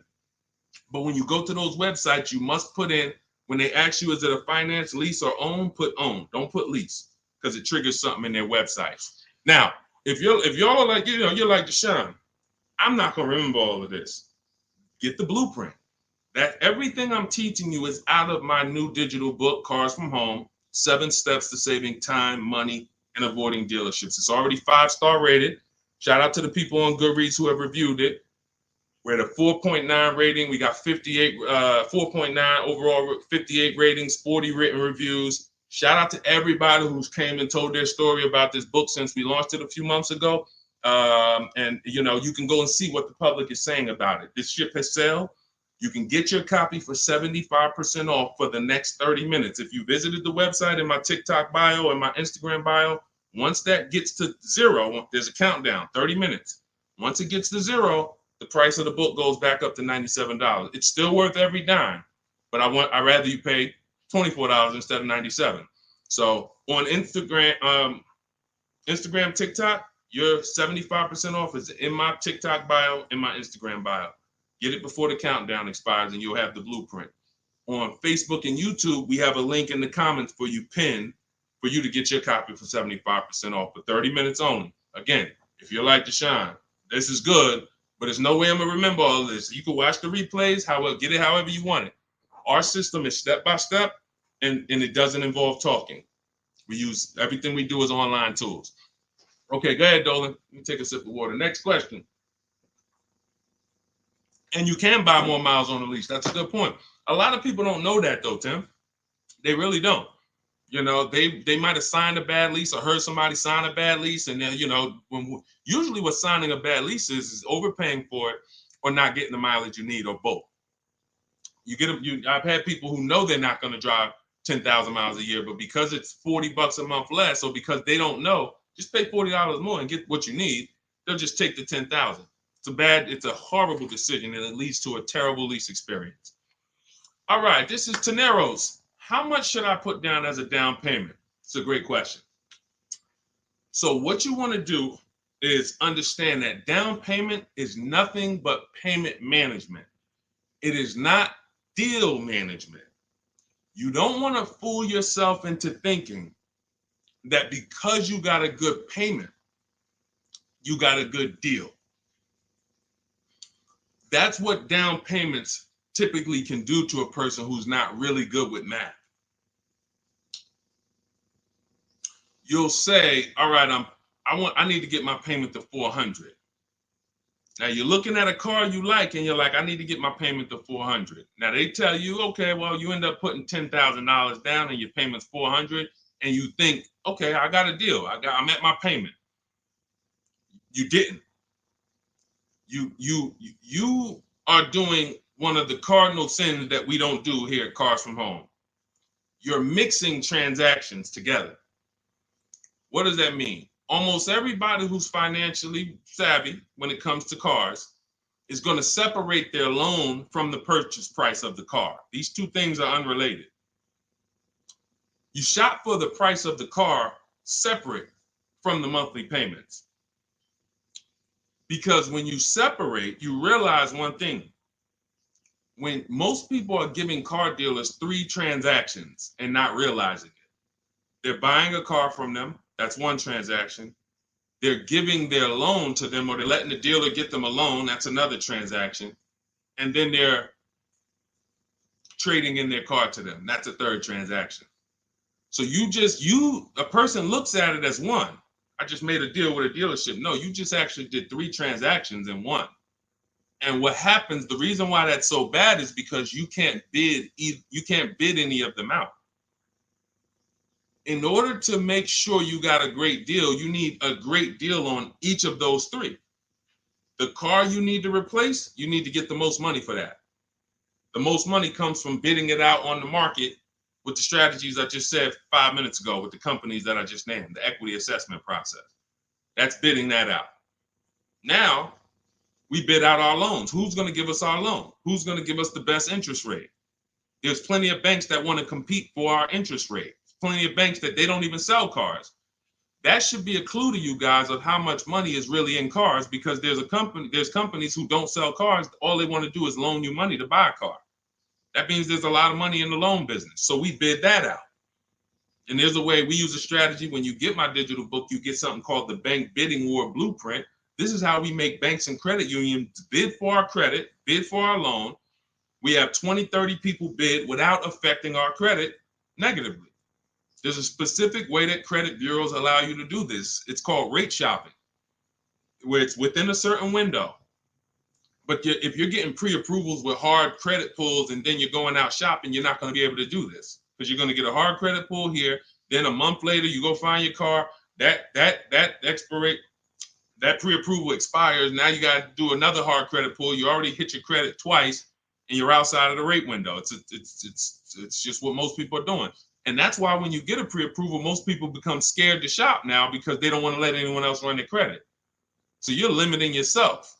But the Bank Bidding War shows you how to have unlimited people bid for your interest, and we do that after we find our car. But the third transaction is when we're going to buy a car now.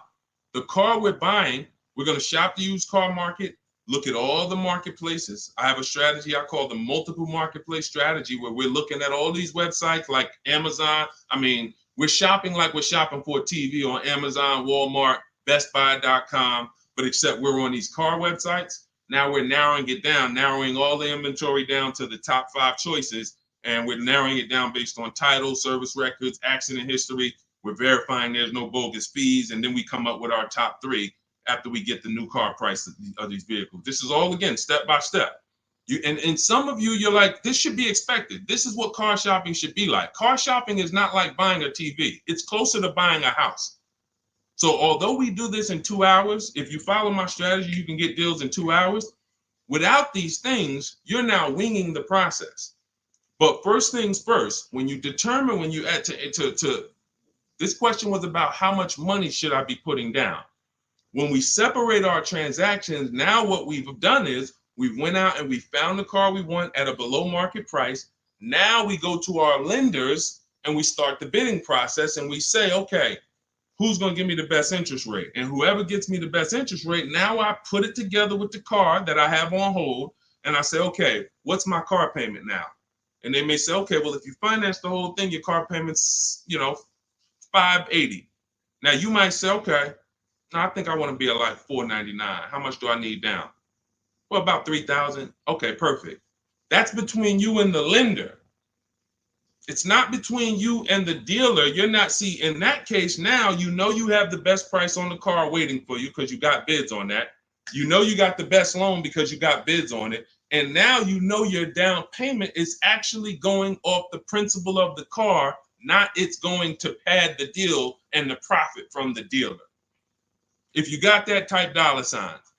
If you got that on TikTok, just start double tapping the screen, running the like sign. That is why it's important. We call that the 3 pillars of great car deals. You'll have to see these 3 pillars separately. Who I sell my car to, I'm bidding that out. Who I get my loan from, bidding that out. Who I buy my car from, bidding that out. And that allows you to sit at your computer and make all the money on your car deal and have these deals that, all of these people are making these deals at home. Look, this is India. She said she started using my strategies last year, but she shopped the market at the time. She was shopping for a Toyota Corolla, and she did not like the offers at the time. That's the benefit of starting these strategies way before you need a car. Look, we got people who get cars in 3-4 days, but when you have time, you can shop the market. She didn't like how the offers looked, and she waited. She said the best of all my offers were over 1.5% with no money, with no one budging on my counter offers. Fast forward 2024, I had to find a car in 2 weeks, so I got to work. In about 5 days, I walked out with a 2024 Hyundai Elantra Limited, $36,000 for 36 months, $12K, $365 a month, no money down. Boom, $365 a month, no money down. The MSRP was $28,725, making it a 1.27 deal. People would kill right now to be able to buy a car, drive a brand new, dependable car, fully warranted car, shop from home, never had to be stressed out in a dealership, begging for discounts. She's sitting at home and she drives off at $365 a month, brand new car, no money down. This is what it's about, people. It's about learning the strategy so that you keep the most money in your household. Okay? Everything I'm teaching you, everything India used is in my new digital book, Cars from Home, 7 Steps to Saving Time, Money, and Avoiding Dealerships. You can get your copy as part of our launch offer for 75% off in my TikTok bio or in my Instagram bio, but it's only for 30 minutes. After 30 minutes, the price goes back up to the $97 price, which is still great. If you missed it, and you're like, Deshone, I missed it, but I need these strategies. Listen, it's $70-something more. And the strategies you're going to use to save we can't even quantify it.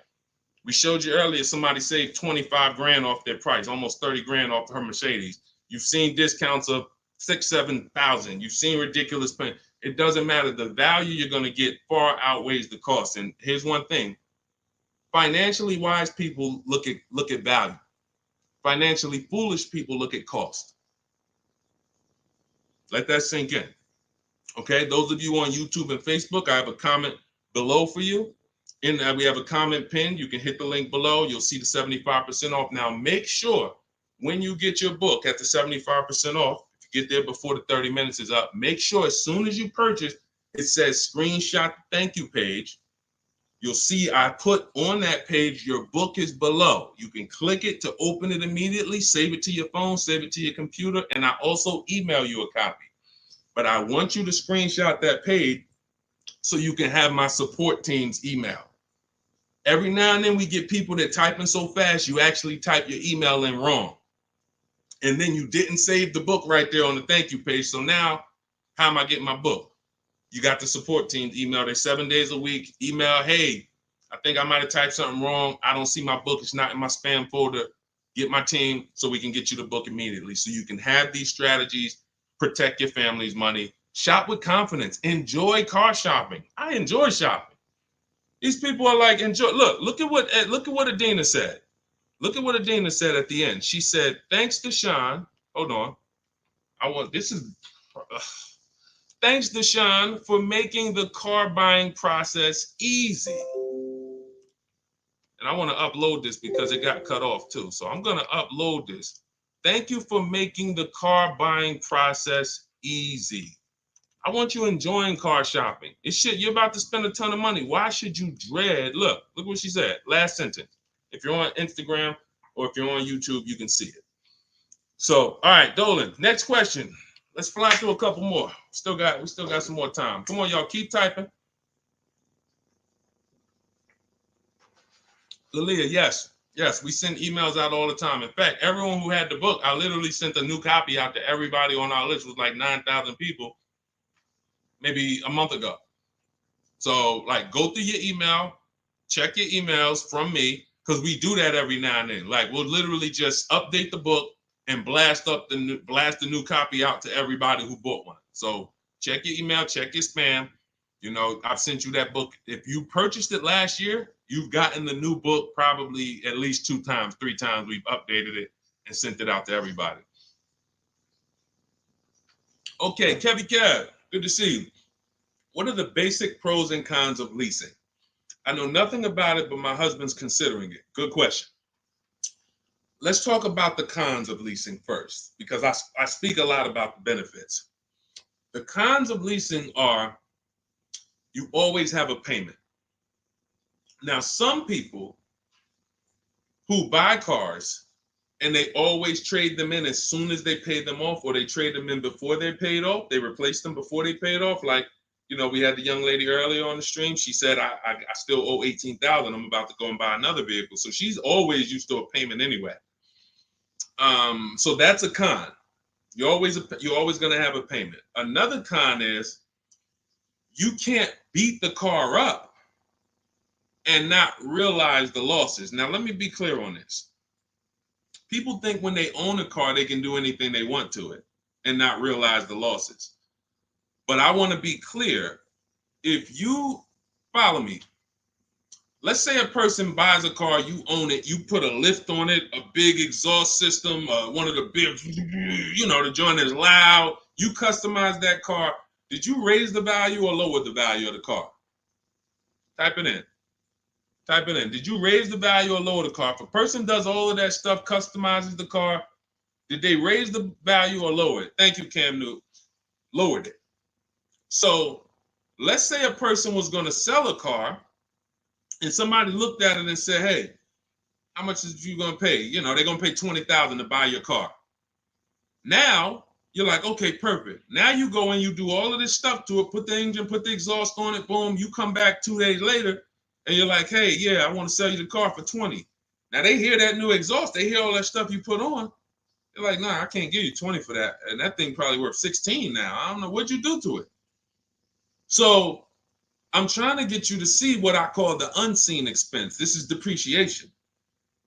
Everything we talk about when we talk about leasing versus buying, we're taking into account how we're going to avoid major depreciation. But people who purchase don't often think that they don't actually understand that whatever they do to that car, if they drive 40,000 miles on it, they just lost money. If my car was worth 20 today and then I drive 30,000 miles this year, that car is going to be worth 10. I'm destroying the value. So you pay for it either way. So when I say that one of the cons of leasing is that you can't do anything you want to the car, well, you can't without paying for it, but you also can't when you own it without paying for it. But if you do that, you have to restore it to its original condition. Now, another con of leasing is you have to be able to estimate around about how much you're going to drive. So people who are like doing Uber or something, you don't know how much you're going to drive. There's a reason I don't tell business people who do those types of businesses to lease, even though they're not keeping their cars a long time. there's a better structure for you guys. Leasing is not it, because you don't know how much you're going to drive. If you have a good year, you might do 40,000 miles. If you have a bad year or a rough year, you might do 20 or 18,000 miles. So you can't predict it. So with leasing, you have to have an enjoyable leasing experience. You have to have some type of an idea when you're going to, how much you're going to drive. Now, one of the biggest cons to leasing is you can overpay by a lot because it's not transparent. It's not transparent. Could everybody who shares, there are a couple people on here, you always share the broadcast. I appreciate you. We need you. Can you hit the share button, hit that arrow, hit that paper plane, and tag one friend in, just in case they might be going to the dealership tomorrow. We need to make sure that they have what they need to win. So shout out to the sharers. We can't do this without you. Now, when you consider that you can overpay, see, when you get a purchase deal, everything goes on that receipt, the buyer's order. You can plug that into a calculator and you can match those numbers up. You might not be used to doing it, but that bottom line price, you can plug that right into a basic auto loan calculator on hundreds of websites, and you can make sure that your payment matches. You can't do that with a lease. There's all types of potential to hide money in leases. You can hide money in the interest rate. You can hide in the money factor, because you can't use your own financing with a lease. You have to use whatever bank or leasing company the dealership who's running the promotion is using. So that gives us potential to be overcharged for our money factor or our interest rate. There could be rebates on that vehicle, $2,000, $5,000 rebates. Look, when Sean was shopping for his F-150, some of you have seen it. It was a $15,000 rebate, $15,500. He wouldn't have known about that if a dealer's not going to come in and tell him, hey, it's $15,500 rebate on this. No, some dealers might say nothing. They won't even mention it. They'll just try to negotiate. Hey, how much could you, they hoping you say something like this. Can you get me the invoice price? Can you get me to the invoice price? If I could get you the invoice price, can we make a deal today? Yeah, I always heard that, invoice price is a fair deal. Okay, no problem. Let me go get it. So they're not going to tell you anything about, hey, we got $15,000. He didn't ask about the rebates. He didn't ask nothing about rebate. He don't know anything about the rebates. Let's go take off $5,000, get him the invoice price. We're going to make $20,000 profit on this deal.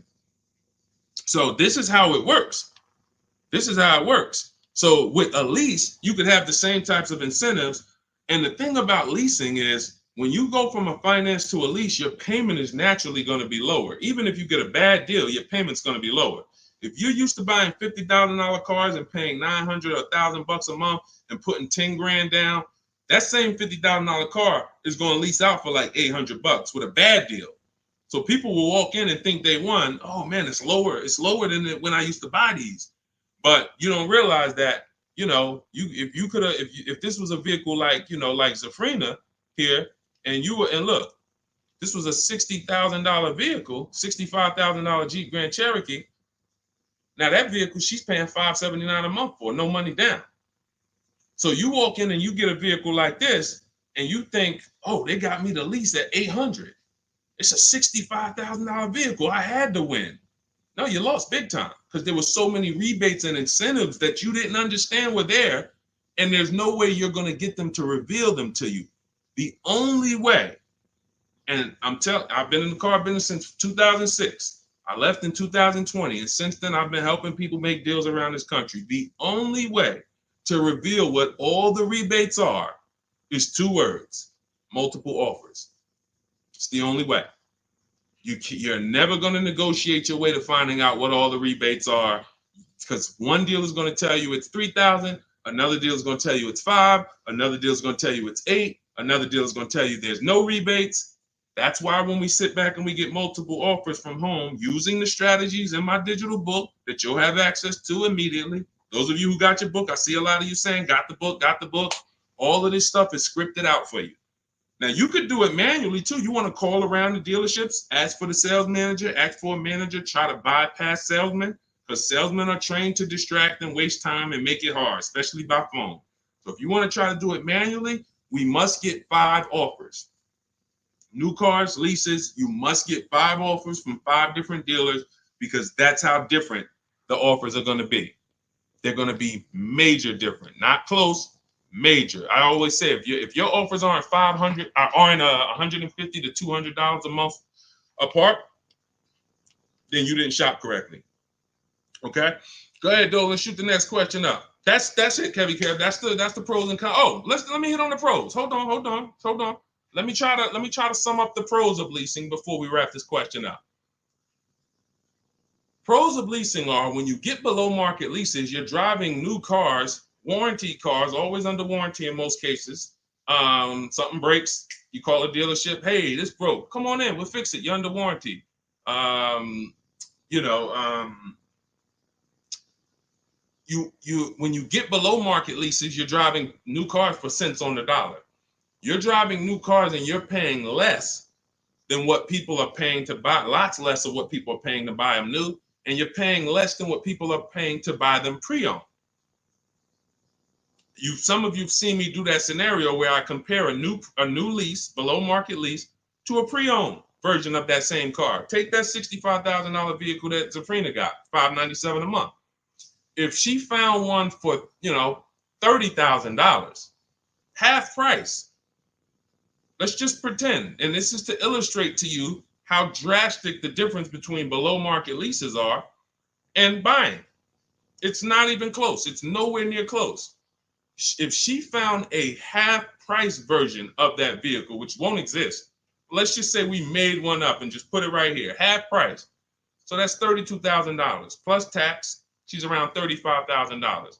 Some of you know every $5,000 on a car payment is about how much per month. I mean, when you look at a car, every $5,000 on a loan is about how much per month. I told y'all, stay by the keyboard. We got to be quick here. This is active learning. You don't want to be distracted. You want to be locked in, active learning. Every $5,000 on a loan is about how much per month. Shout out to y'all running the likes up on TikTok too. Every time you double tap the screen, y'all just, yes, thank you, Cam New. See, I love the people that are locked in. I see you, Brenda, $100 a month. Yeah. Now, so we got $100 for every 5,000. So that means when you look at a $10,000 car, first thing in your mind should be that's $200 a month, 5-year loan. When you look at a $20,000 car, first thing in your mind, that's $400 a month, 5-year loan. When you look at a used car version, let's say she gets it for half off, $32,000 plus tax, she's around $35,000. What's that payment? $700 a month, 5-year loan. So when I tell you that when we're driving below market leases, we're paying less than what people are paying for pre-owned versions.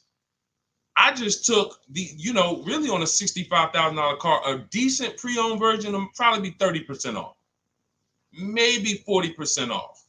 Then you're going higher. If you don't know how to get good deals, you're going to take one with high mileage. It's going to be old. So it's more realistic to find a $65,000 car, 3 or 4 years old for, let's say 35, let's say 40, really closer to 40 if it's 65 new. So now you're talking about $800 a month.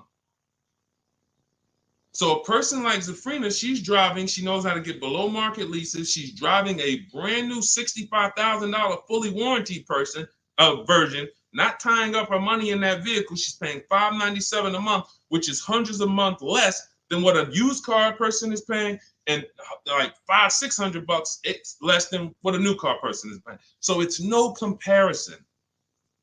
So when I tell you the only people who should be purchasing, you're like, Deshone, why do people purchase then? If getting great lease deals is so cheap, why do people purchase? Well, one, everyone doesn't know how to get below market leases. So they'll look at commercials and they'll think, oh, well, this says I got to give them $5,000 down plus tax and all that. That's not deals. That's above market value or market value. We don't pay those prices. And second is, people who buy long-term don't care about those short-term benefits. I want to ask a question. Who on here has a vehicle in their driveway right now that you've had for at least 8 years? I want you to type how many years you've had it. Let me know how many. I see you, Sharon. Congratulations. Use it and win. Let everyone who has a car outside in your driveway that you've had more than 8 years, I want you to type how many years old it is. 8, 10, 15. Okay, Harold, he has one for 9 years outside. Sugar Lump, 19 years. Mr. Living Right, 8 years. Perfect. Dwayne Perkins, I see you, 22 years. Look, Julia Murray, 16 years. Look, Brenda, 8 years. Now watch this. Ralph, I see you, 10 years. 8 years or more is when we buy. These people won. So you heard me just spend the last 10 minutes, 15 minutes talking about pros and cons of leasing, benefits of leasing. But these people are the real financial winners in the long run, because the longer you keep a car, the less it costs you. I'm not a fan of people leasing who have the discipline to keep a car for 10, 15 years, 12 years. I would never tell people lease who's doing that. I'm trying to get the people who say, it's no way I'm keeping a car near that long. I've never done it. I don't enjoy it. I'm not going to do it. You are the people who should not be buying. Because the great thing about having a car 8 years is you'll see something. This is the depreciation cycle. This is how owners lose money on their leases, on their cars. When you purchase your car, one day when you buy it, it's worth this. 5 years down the line, it's worth this. 10 years down, 10 years, but here's the thing. After about 8 years, 7, 8 years, now the depreciation starts to level out. You're not losing that much money in depreciation anymore. Your car today, all of you who just typed, whatever your car is worth today, most likely it's going to be worth that next year too. If your car is worth $5,000 today, a year from now, it's going to be worth about $5,000. You beat depreciation. That's when it makes sense to purchase, when you have those values. These people, look, we call these cars keepers. When a transmission goes out on the car, you know what people who are not programmed, you're not a keeper, you know what you do? Transmission's out. You gotta go get a new car. When the transmission goes out for some of these guys, what are they doing? They go get another transmission and put it in the car. That's what you do. That's what you do. So there's two sides to be on. You're a long-term side. That means, like my dad, he bought a truck 2013. 6 years later, the engine went out. He got a used motor, put it in there. He's still driving it. He's about to sell it for a couple $1,000s now. He's had that car for over 10 years. But he's had no car payment on it for probably 7 years. That's all money that stays in his household. Somebody asked the other day, hey, my car needs $3,500 in work. Should I go get a new car? I said, well, first of all, make sure you get a price from a second opinion from a local mechanic. You always get, for work, you always get 2 opinions. But if it costs you $3,500, will that car ride smooth for the next 3 years, 2 years, 3 years? If the answer is yes, you need to understand something. If you go get another car to replace that car, it's going to cost you a minimum of $3,500 a year, and most likely more than that, $6,000, $7,000 a year coming out of your household. So do you want $3,500 one time and now I got no car payment, I keep my bills low? Or do you want to go get a new car payment that's $400 a month? Now what is that? $400 a month times 12, that's $4,800 a year for the next 5 years or whatever. The cost of replacement, guys, is always more than the cost of keeping that vehicle running. That's why you want to have that car paid off before the 10th birthday, and you want to set aside money for maintenance and repairs.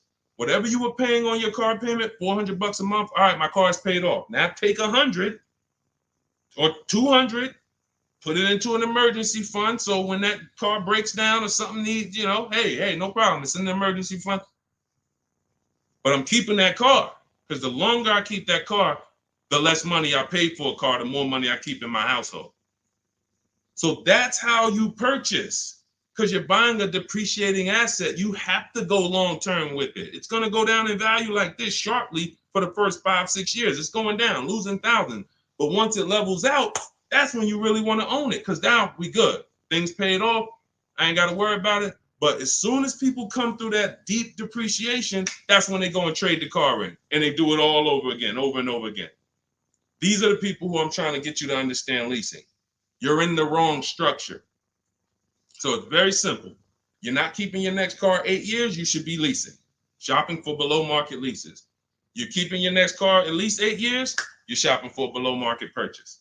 And all of this is in my step-by-step book. This is the first step. Leasing versus buying. I call it the most important question. We got to put your deal on the right foundation, and then we go get a below market deal. So for everything I'm teaching right now is out of my new digital book. You can grab your copy for 75% off. It's normally $97. If you want the entire blueprint, and you guys see the comments, you see the comments people making, man, get the book. Get the book. You see it. So you can go to, thank God we have approaching 10,000 people who have the book. Thank God. We are getting this in a lot of people's hands. People love the welcome offer.